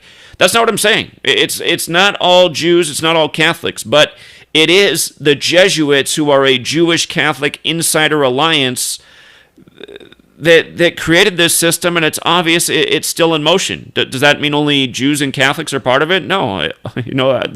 They got people of all factions working for them. It's the fact that people need to understand that the world is being manipulated. We're being manipulated every day. I mean, think about all the manipulation and stress things like this cause. This little thing from the government will cause so much stress and paranoia in so many people. And, if their plan is to have an attack like this in the near future, then they'll say, well, the government kept us safe. They had us prepared. It was stressful. But at the same time, we get so many alerts and potential scares in the news and just everything. I mean, I noticed that when I was a child. If you turn on the news, it's scary. If you turn off the news and you just go outside, you're like, man, it's not too bad out here. I'm actually having a good time out here. But so many people are just glued to screens, and it gets worse and worse as time goes on, and the level of paranoia has never been higher, and there's never been more, shenanigans, if you will, in the media manipulating us like this. But again, the people need to understand, we're living out a script. These things are planned, they're coordinated, they're rituals, and they're going to continue as long as this is the power structure that controls your government, your media, your politicians, your actors, your celebrities, It's going to be the same type of propaganda, the same system, the same kind of mind control. And again, for all the people out there who say things like it's all organic, no one's mocking you, it's not the Jesuits. Somebody saying that about 50 times per broadcast over and over on loop has the fastest growing gematria channel in the community, which is super suspicious. But again, it's just that person's point of view is ridiculous. This isn't a mockery. This isn't a script. This is just organic. No way. None of this is organic. There is an organic side to life, and things can manifest by the numbers, and they do. But the stuff that they're doing to us in the news, the psychological manipulation, this is not organic. Again, the script comes from the scripture where this code is present. Genesis 11:9, where the story of the Tower of Babel ends. By the way, I just put up a post before I sign off here. If you go to gematriaeffect.news, Jonathan and I were talking about this a lot right after this came out at the end of 2020. Busta Rhymes, the rapper, who's from New York, he put out a follow-up to his 98 album called Extinction Level Event 2. And we just, I bet Jonathan listened to it. I did all the decoding, and there was so much to it. It was mind-blowing, and it was a huge ritual. And for people who don't follow hip-hop music, Busta Rhymes is a big name in the industry. But I actually just went back, and all I've heard of the album is there's a 7-minute intro track where the first 2 minutes and some seconds are talking. But again, they read Genesis 11, where the story of the Tower of Babel is. And anyway, if you want to take a minute, come read this post on gematriaeffect.news. I got the video intro linked right here.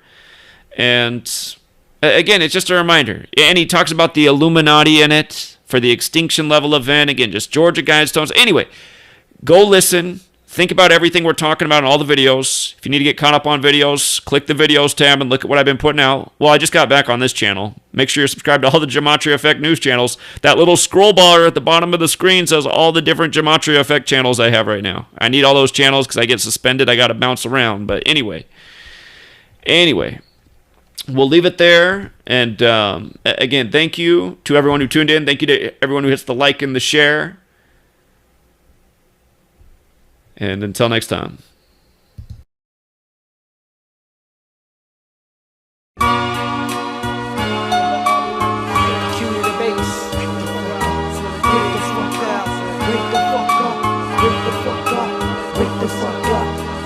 fuck up. Wake the fuck up. Wake the fuck up. Wake the fuck up. Wake the fuck up. Wake the fuck up. Wake the fuck up. Wake the fuck up. Yeah. Wake the fuck up. We'll get broke the fuck up. The wisdom we apply, son, soak this shit up. If it was sex, son, you probably smoke this shit up. So wake the fuck up, we'll get broke the fuck up. Yo, we are the street soldiers of the dark side of the planet. I give killing orders like a lieutenant. Hit the planet Earth and explode like a human cannon. The universal author, born to kill saga. Giving niggas head trauma. Bulletproof shield is made of gold armor. Brain surgeon is a virgin to my Persian mind urban. Scientists found killed and wrapped up in curtains. Casualties, flashbacks, now sent me back. I attack like a rat, serious as a heart attack. Professor to assassinate a professor. Assassinate your mind state and broke the metal plate. Lyrical Nostradamus, psychotic mind of Saddam. Ex-con, attack the Pentagon with unorthodox firearm from Vietnam. I crucify them like Muslims, murdering Jews from Jerusalem. Now who's the supreme lyricist? You can't seize this. When I die, my name will be worshipped like Jesus. War visual individual, incriminate the criminal. My culture nickel put holes in your face like dimples. Wake the fuck up or get broke the fuck up. The wisdom we apply, son, soak this shit up. If it was sex, son, niggas will smoke this shit up. So wake the fuck up or get broke the fuck up. Brains get unfrozen when they oppose as we unfold. Futuristic scrolls that was prophesied scriptures hitting an untold. I roll with my skull and bones made of solid gold. Skin is closing up, puncture holes with a war Armageddon in my home. Mr. Mind Ruler, mental intruder from the tribe of Judah. Devils disappear like they've been through the Bermuda Triangle. Erupting or resurrect your tracks like volcanoes. Souls that swear to me, I appear the years here for revolution and the burning constitution. Learn from us, came all must return. Observe the facts, delivered by blacks. Soon as we united, the sky cracked. A group of UFOs formed the seven in the heavens. God celebrated Devil's Death Day signal. Jail let loose the criminals. Bystanders died, waiting for miracles we giving you. Wake the fuck up, yeah, I make it hard up like G-stumps. Be cracking concrete chunks, release once the earth shifts. Focal points, cliffs, zero the miss. Killer vocalist, lotus fist blessed with loaded fifths. Golden clips, sides flip like psychotic hicks. And soldier flicks, who wrote this shit superior? Minds combine to blow this click. Enterprise like German spies. Keep my eyes on Soviets, they rush in my direction. I'm wetting like a leak bone, freak bones. Seek thrones to call home with freaks bone. To each his own, roam zones, reclone like chromosomes. Holding chrome, the golden tone chant for rolling bones. Fire zone, blazing hot trails at night, barren fields, Saudis still collaborating on tracks with Bobby Stills, generate a mill, killer be law, killer be killed, know the ledge, finally our justice has prevailed. Wake the fuck up or get broke the fuck up. The wisdom we apply, son, soak this shit up. If it was sex, y'all niggas will smoke this shit up. So wake the fuck up or get broke the fuck up. My 43rd conviction, incarcerated in hell for eternity. But my mentality and chemistry made me celestial through the galaxy.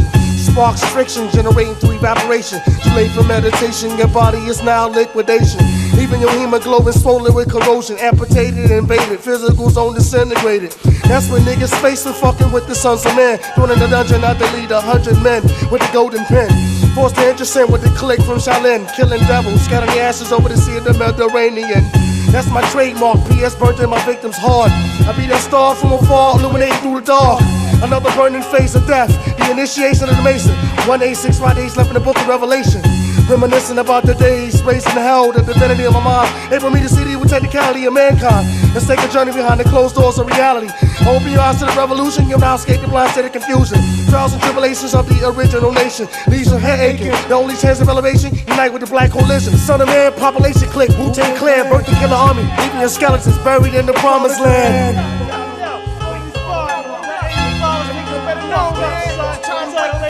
Niggas